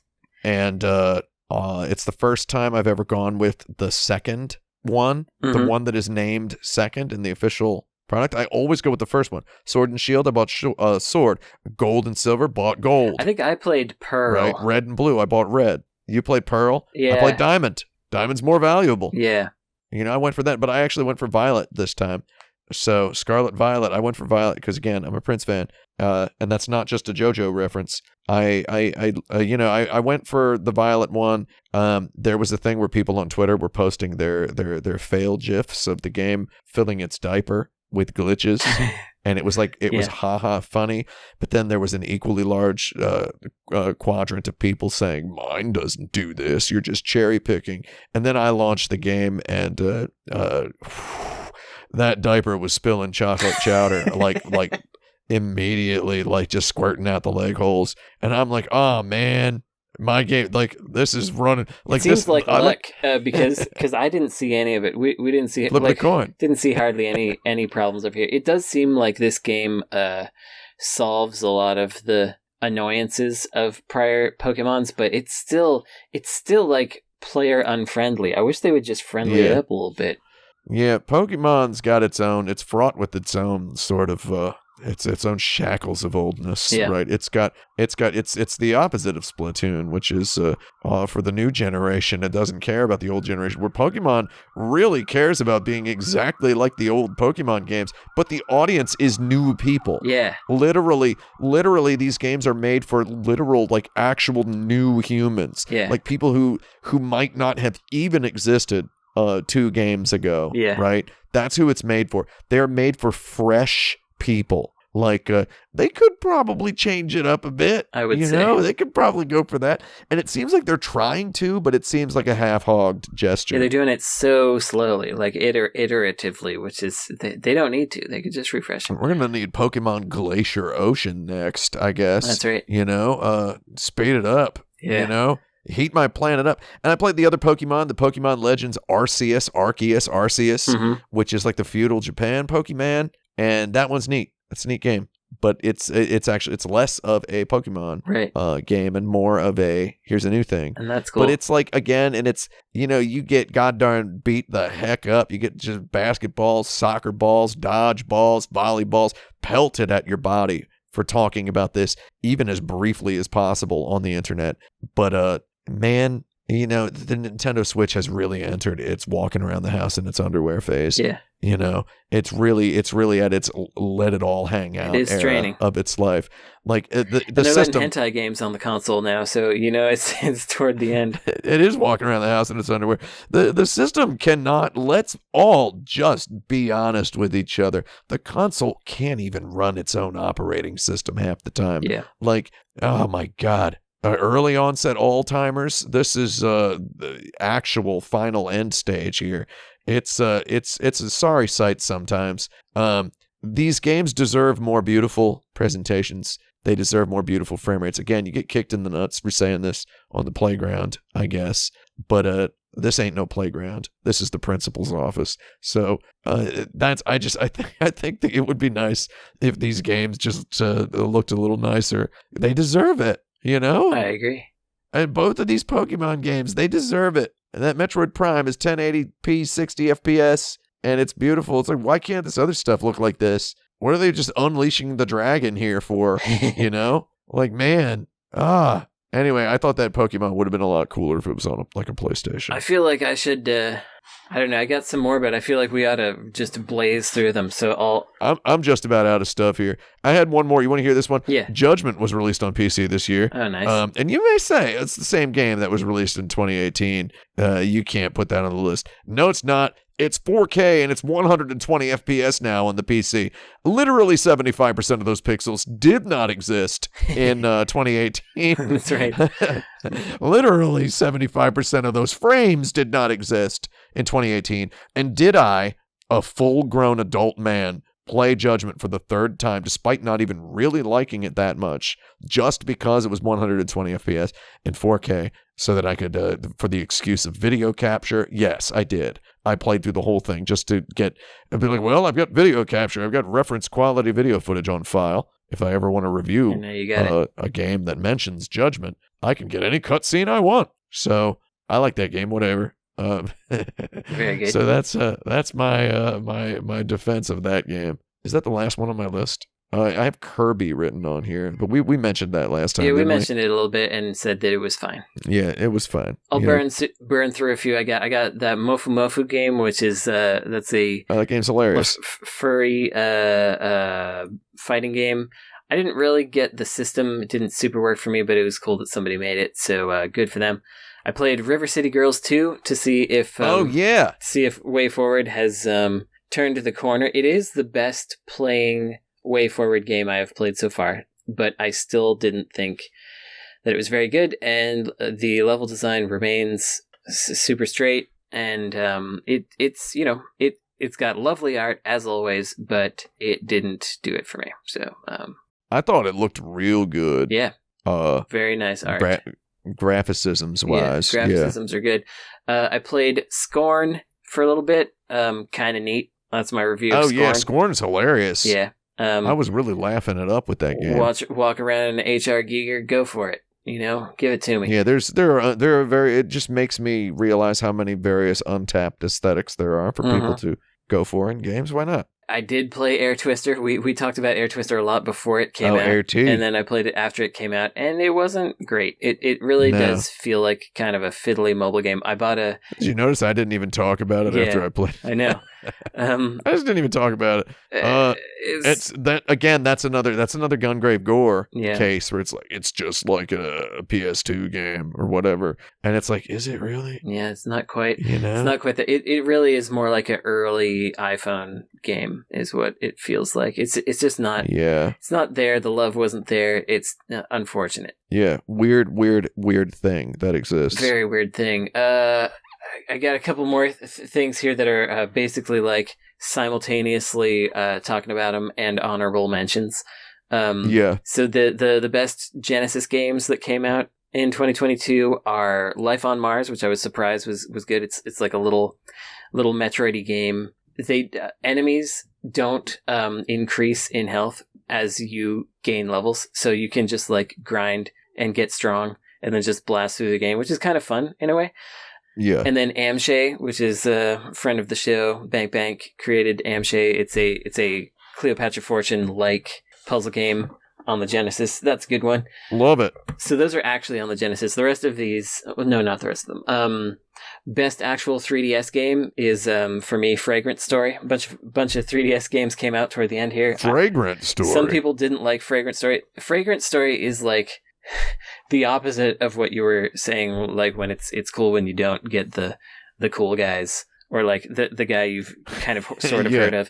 This game had like a track from a guy you've sort of heard of. It had like maybe a voice actor from the original Vagrant Story, maybe, or something. It had a variety of these little Weren't things. no voice acting in there. Yeah, I don't know. It couldn't have been that, but it was something else. Somebody from something. Anyway, it's a cute little 3DS tactics game that I actually quite enjoyed, but you really have to find the enjoy in it, so I don't recommend it for everyone. But it's cheap. It's cheap on the digital store, so get it before it's gone.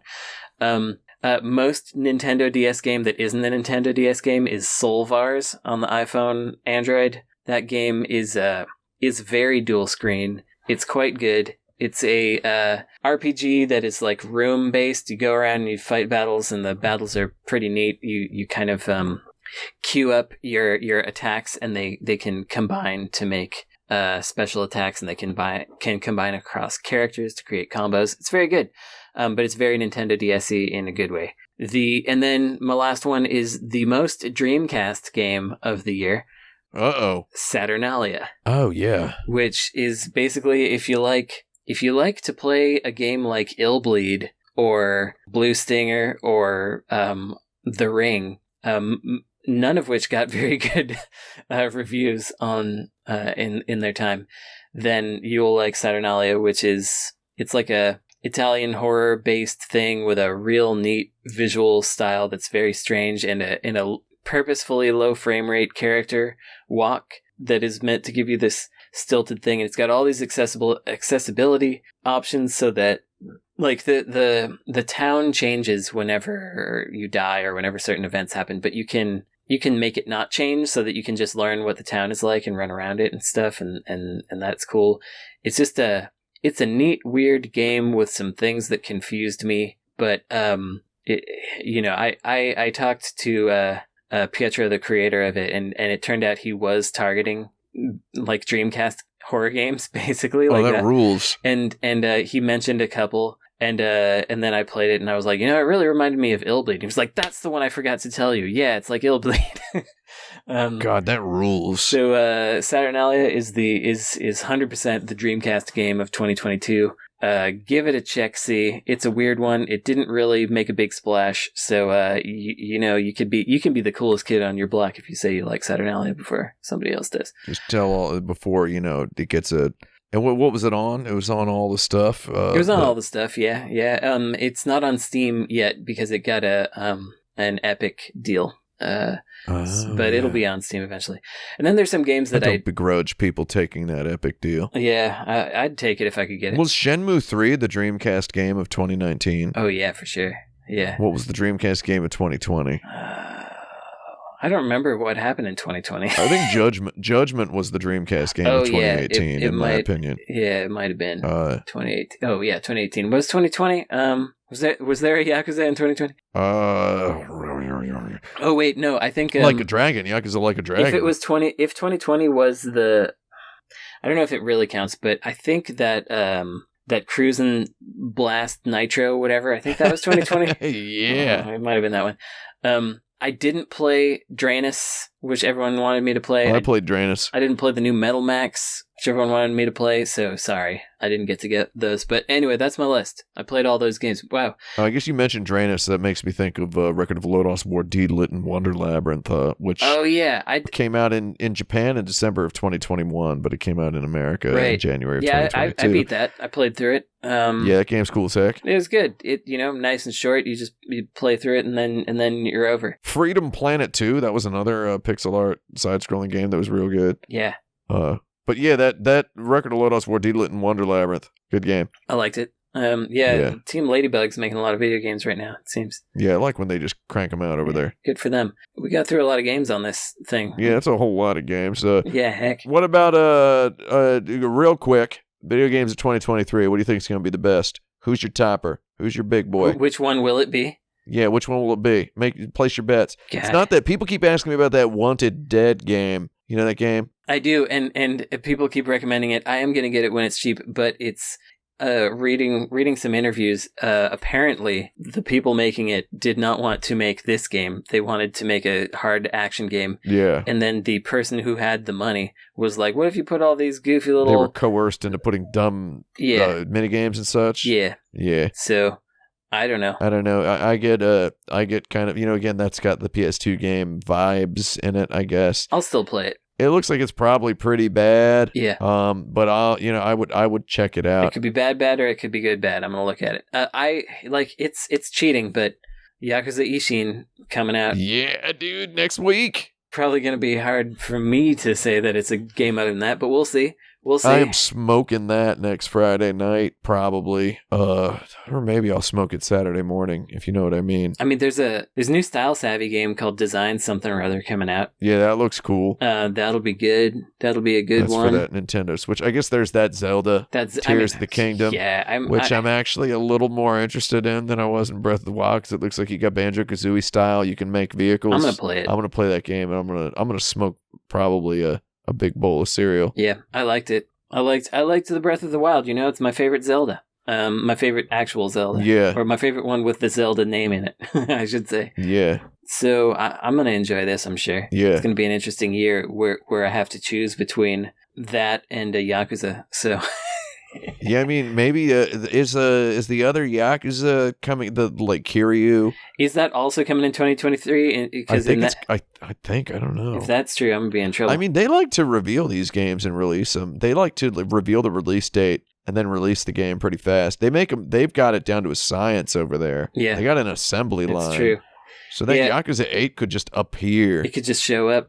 Yeah. Oh, yeah. Also, best game released by me in 2022, Hypergun Sport. Best game released by me in 2023, Demon School. I got a video game coming out in 2027 that everybody should be excited about. Nice. That's all I'll say. Nice. It's on track. Thank you. It's on track. Game of 2027.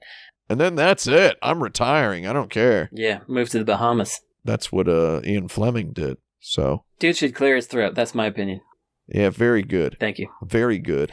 I guess that's really the end of a podcast, I think. I think we could just call that the end. Yeah. This is a pretty good time to smoke a podcast. Yeah, I hope you all enjoyed us just talking. It really makes you realize that the structure is good. I mean, this is nice to have as a break. I don't know. I think it's cool to talk like this. No, this is good also, but the structure is cool. It's a listicle format. It's kept relatively structured, where it's just just mention a thing, just talk a thing. Yeah, I just think it's like if you and I get to talking about a subject, the likelihood of that ending before either of us needs to desperately go to the bathroom is very slim. Yeah, I always got to go to the bathroom, Captain. I suppose that's the truth. As that guy says in that Marvel movie. Do we do do you have a recommendation of any kind of a piece of media? Well, make it a 22 related. What was the best movie or TV show or record album of 2022? So off the top of your head, and I know we talked about movies last time, Burbank Fries, etc. Yeah. I saw a cool building today. Do you want to know about the cool building I saw today? Yes. I went to Bellevue Hospital in New York, Manhattan. And the main lobby of Bellevue Hospital, accessible on 28th Street and 1st Avenue on the eastern Midtown side of Manhattan, contains... Bellevue is a very old hospital. It literally dates back to the actual 1700s, the 18th century, right? It's gone through many iterations, renovations, restorations, renovations, etc. And nowhere is that more beautifully apparent than in the lobby of on 28th Street and 1st Avenue, in which they have made a huge glass half dome, right? That roughly covers a plaza area the size of an old-fashioned city block. And this half-glass dome forms an airtight seal with the edifice, the facade of the old 19th century building. I've just sent it to you on the Discord. Isn't that cool? Let me check. Look at that.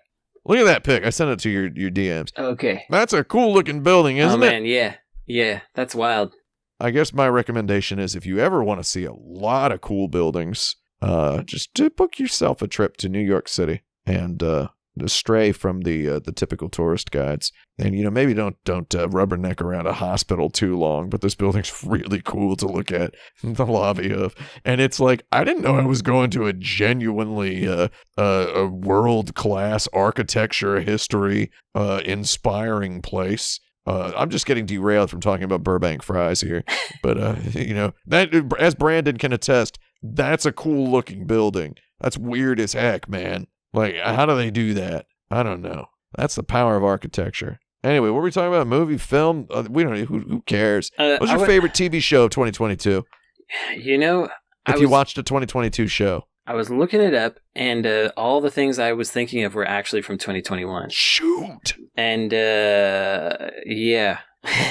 My best 2022 TV show, Severance. That was my best 2022 TV show. That would be for me as well. I forgot that's when that was. Did I tell you I met Zach Cherry? He was at a comedy show. Zach Cherry's one of the guys on Severance. He's one of the guys who's not one of the guys that you may immediately know. Yeah. If you're a listener, he's one of the guys. He's the youngest guy on there. So Zach Cherry, funny dude. He was also on the Netflix show You. I saw him backstage at this comedy show, and I went up to him and I'm like, "You don't know me, man, but I just want to say every time I've ever seen you in a TV show, I have reflexively just accidentally pointed at the TV and said, 'That's my dude right there.'" So that's what, and I said, and in Severance, it was the most powerful one yet. And he's like, "Glad to hear it, man." Nice. And now we're friends. Yeah. So Severance was extremely good. It was virtuosic. I would watch it again. Maybe I will. Yeah. I thought that The Silent Sea came out in 2022, but I guess that was 2021. I watched that. I liked it. Yeah, I liked that as well. I also thought that Zack Snyder movie based on Peninsula, Army of the Dead, I thought that came out in 2022, and I was going to make a stupid joke about that being my movie of 2022 because it's just such a stupid idiot movie. Very stupid idiot movie. But that was also 2021. I liked it. I think it's his best work. I wanted to watch it. I know it's got Tig Notaro in it. I like her. She's funny. Yeah, and she was the one who was like... She replaced a guy who got canceled? Yeah, she replaced a canceled guy, and she's like... Because it was shot in the green screen era anyway. It's got Bautista in it, right? And frankly, yeah, it's got Bautista as kind of the main guy. And I liked that stupid Dawn of the Dead remake. I should probably watch this, and it's got Hiroyuki Sanada in it, of course, because he's in everything these days. He's in everything where they need an Asian guy. Yeah, but all of these Netflix movies, I've watched a bunch of them. They're so forgettable and so stupid. I was just telling somebody this week, Netflix is, I think I understand their strategy at last. Yeah. Netflix is creating the Blockbuster Video staff picks shelf of 10 years from now. That's what they're doing.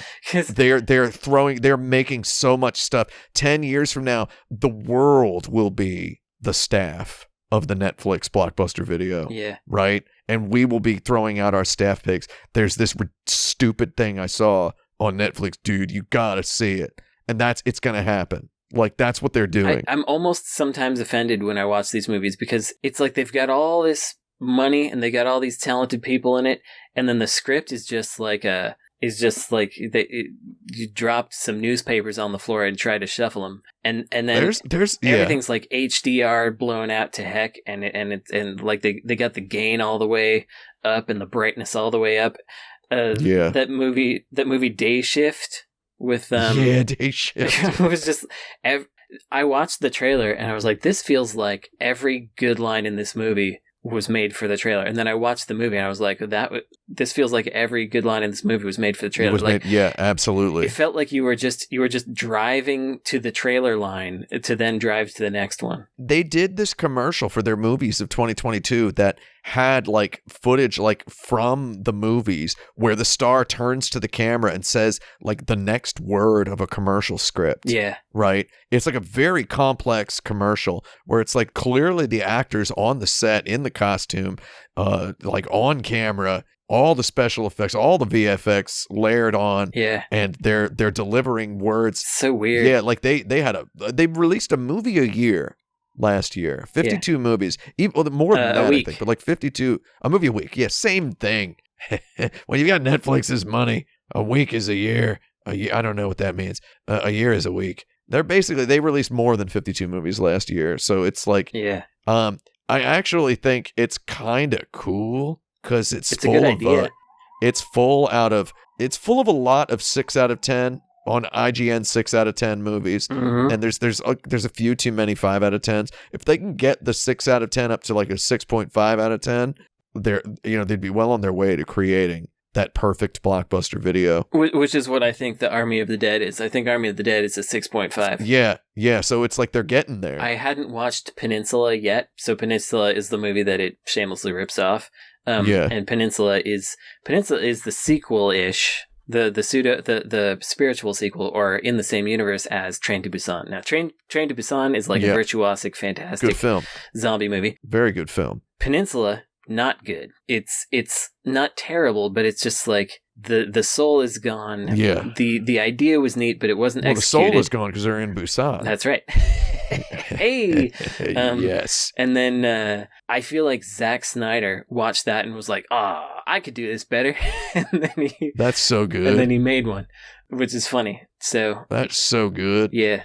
I mean, I'd watch that. There's the whole Zack Snyder's a cool guy thing that it's like okay to say now. Well, I didn't. Even though those movies are kind of. I didn't realize it was even him. Oh yeah. Making it until after I watched it. I was just like, this looks stupid. I thought it was like Michael Bay or something.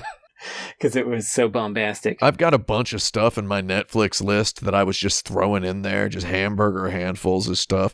I guess our blanket recommendation this week is just check out Netflix. I'm going to recommend for 2023, you can enjoy Physical 100. That's a fun competition show to watch. Oh yeah. Fun to root for the Mimsy keeps underdogs. talking about watching that. Well, we like it. So I have a movie that I just put in my Netflix list that I haven't watched. It might suck, but it is a 91-minute long movie from 2021 that Netflix is calling a 97% match for me. It's called The Guilty, and it stars Jake Gyllenhaal, Ethan Hawke, and Riley Keough. Oh, The Guilty. And it's directed by Antoine Fuqua, and it is written by Nick Pizzolatto, writer of True Detective. Yeah.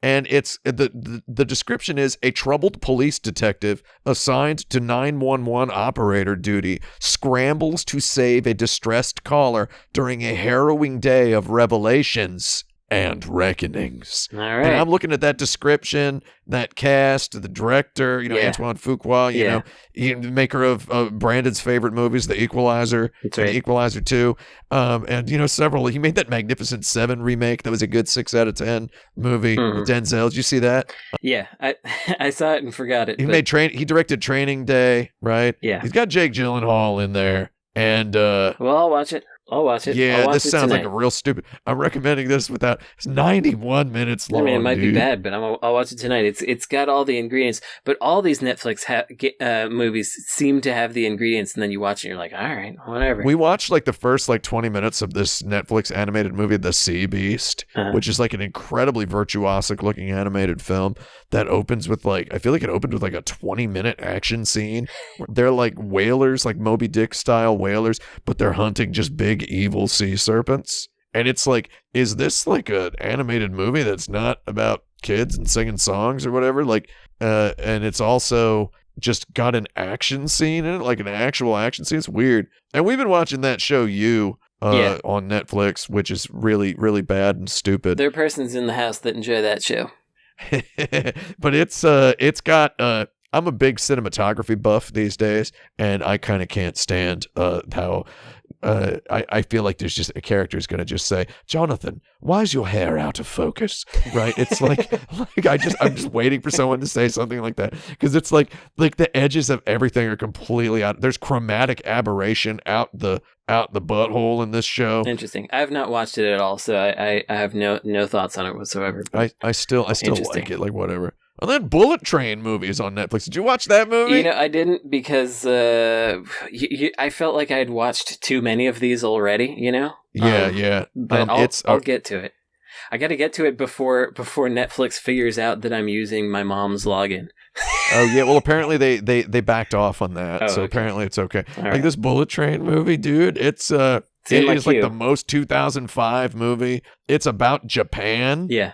but it is like... But features no Japanese people? It is like a proto-Kill Bill style Japan, where it's like very clearly... And I mean, I saw someone getting mad that it's Japan, and they're like, they could have just made it Europe and said it's Europe. It's like, it's so not actually Japan. Yeah. And the movie is so actually not about Japan at all. It's about the kook. It's a very 2005. But that's almost more insulting because it's, well, I mean, that is very 2005 because it's like Japan is an aesthetic.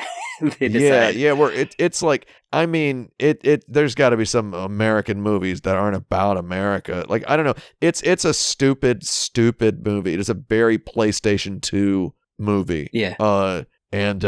It has real bad jokes and real bad dialogue, Mm-hmm. and a lot of groaning happens at some of the cleverness. But you know that Brad Pitt guy's cool. Yeah, you can carry a film. I like that Aaron Taylor Johnson. I like that Brian Tyree Henry. I like those guys. I like being like, I feel like my dad, whenever my dad talks about, like, would talk about a young movie star, that Brad Pitt. I think that kid's pretty good.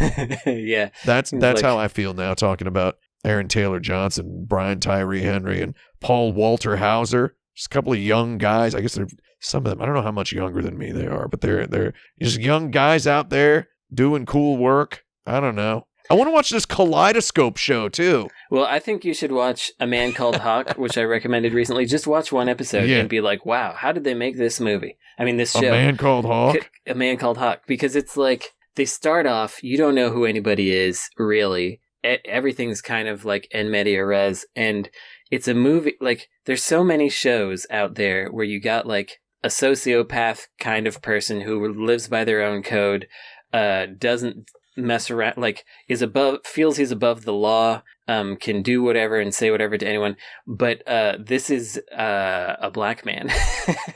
And it's nice. like in the 80s, and it's just like absolutely it's so surprising that this show got made, and like Avery Brooks is the lead, and his production company is on the end, so clearly he because I was like, how are they? They managed to slip jazz, some manner of African art. He's always taking care of black people, and white people show up, and he ignores them or rebuffs them, rebukes them in some way, and it feels very old and very modern simultaneously. It's a really interesting experiment. When was that made? It was like 1989 or 1990, something like that. It was a really long time ago. Yeah, I'd watch some weird old movies. It's on Tubi, so that's where you can watch it. Oh man, I guess I got to check out Tubi. Tubi's got more than a couple things I would check out. Yeah, it's free. You just got to watch the ads. That's it. You don't even need an account, I don't think. I'm just looking at my Netflix list, and some of these movies I watched, like The Gray Man, starring Ryan Gosling, Chris Evans, and Ana de Armas, directed by Anthony and Joe Russo, the Marvel guys, doing a non-Marvel movie that's like it feels like a weird, high-budget direct-to-video. Which I guess is what Netflix is, really, at this point. Yeah, basically what it is. And it's like, what a strange movie to exist. When a shadowy CIA agent uncovers agency secrets, he's hunted across the globe by a sociopathic rogue operative who's put a bounty on his head. Right, so that's like... That describes that movie pretty well. Like, that movie was pretty cool. I want to watch this Pale Blue Eye movie about Christian Bale and Edgar Allan Poe solving a murder mystery. Oh, yeah. And it's got Gillian Anderson in it, directed by Scott Cooper. I'd watch the heck out of this movie. Netflix is out here paying to make stuff like this. But how are they shaving all the rough edges off of them so that they're not interesting anymore? That's what I want to know. Yeah, that's the question. That's what happens with something like The Gray Man. It feels like they're really, really just eating oatmeal for dinner. Yeah. The common thread between all of these is that you look at it and you're like, heck yeah, and then you watch it and you're like, where'd it go? 20 minutes in, you're reaching for your phone. Yeah, and they're all bland in the same kind of way, where like the pacing is so slow, or like the script is just going nowhere, and it's just like, well, how did you do this when you have all these talented That's weird people? design. But that used to happen in the 90s. Like my dad would always be like, look at this movie I found on DVD, and it would be like Michael Madsen's in it, and there's like all these. God, Michael Madsen was in so many movies. And yeah, he was in Yakuza. That's right. And, yeah, and he'd be like, look at all these actors, and it's like a bunch of people that are decent. You're like, wow, sign me up. And then you watch it, and it's like, God, it's like about some guy who loves abusing his wife. Is there a movie with Christopher Lambert and Michael Madsen? Oh man, there should be. Probably the closest is Mean Guns, which has Christopher Lambert and Ice-T. Did you watch this Netflix movie, The Harder They Fall? No. Oh, you didn't watch this? This is also in my list. I watched this 1.5 times. I didn't have Netflix for about a year, so I'm kind of behind. The Harder They Fall is pretty good. Okay. It's I mean, you know, it's just a good film. Just, you know, put it on. It's another stupid good movie. That's I mean, it's a little smarter than stupid, but oh yeah. Yeah, I remember seeing this. I'll watch it. It had a heck of a trailer. I thought the trailer was real good. The movie's not necessarily as good as the trailer. That seems to be their whole deal. It really, really, really felt like straight up like a direct-to-video, like a video store find in a good way. A 6.5 out of 10 video store find. Most curious. Well, I'll give it a shot. Good. We should call this thing. We should. Yeah, our recommendation is check out Netflix. There's some weird stuff. Yeah, check out Netflix. Take a look. Check out Netflix. Check out Tubi.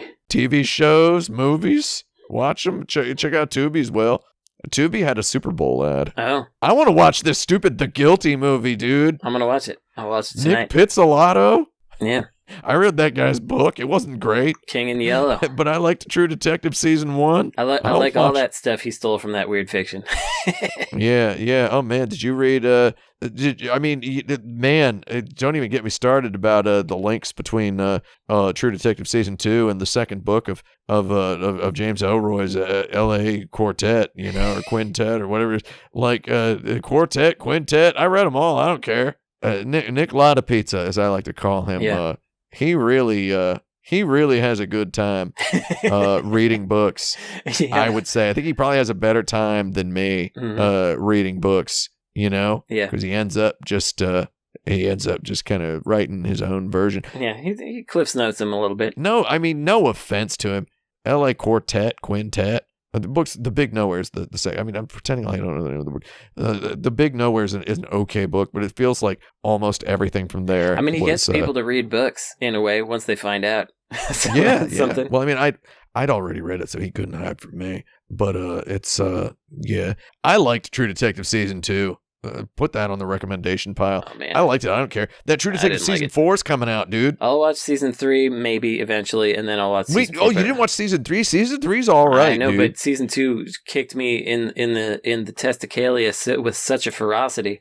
Well, okay. Okay. The going story about Season 2 was that he felt pressured to write a season real fast. He had to do it too quick. Season 1 was something he'd been sitting on for a long time. Still don't like it. Season 1 is like defamiliarized Lethal Weapon. Season 2 is defamiliarized A Big Nowhere, I guess, but it's not really too familiar to begin with. A little bit of a gray area there. Season 3 stars Mahershala Ali. I know. The new Blade, and Stephen Dorff from the old Blade. That's right. How wild is that? Yeah. Blade is a very good film. Blade is back. Yeah, I watched all those Blades. I think Season 3 was cool, but Season 4 is Jodie Foster in Alaska. Yeah, that sounds better. And it's not written by Nick Pizzolatto. It's written by somebody else. But it's like, who cares? You get Jodie Foster to be in your thing. Jodie Foster's hilarious, dude. It's true. I watch her in anything. That's a fact. Yeah, she's just one of the best. Clarice. Clarice explains it all. That's what they should call it, Season 4. Yeah. All right. That's probably enough. Everybody, I guess, what were we talking about? Check out Netflix. Yeah. Maybe some Tubi.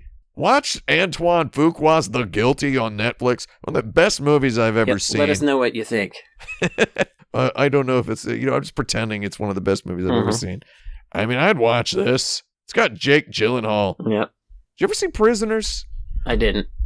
Oh, it's Prisoners is a Denis Villeneuve movie. A D's piece. Yeah, he made it before he made Arrival. and before he made Blade Runner and Dune. Yeah. So it's really all right. I'll get in. I think it's better. It's got some good. Is it Roger Deakins? Did Deakins do that one? You know, Deakins. Are we ever going to get Roger Deakins on this show? Let's get him on I here. think we should get Deakins on here. Guy's hilarious. Did you know he only shoots with prime lenses? I've watched every Roger Deakins talks about cinematography hour-long video on YouTube. Check those out. I don't like when people are that much smarter than me, so I had to fall off that one. Deakins is cool because he really just talks like a dude. Yeah. I mean, he's very, very British, and he has a really weird haircut, which I can appreciate half of. But it's like, he's real good. I'll link you to this video where he talks about lenses. Okay. And it's like, there's a part where I learned more about anything filmmaking related than I have in like 10 years of hanging out with people who make videos. So it's kind of interesting. That, I believe, is the end of our show. Yes, I think so. Maybe it ended a while ago. I don't know. I'm going to let you go, and I'm going to have my disgusting, very healthy, disgusting dinner. Very healthy, folks. I promise. All right, I'm going to let you go. Goodbye. Right, I'll talk to you later. Bye forever. Goodbye, everyone. Oh.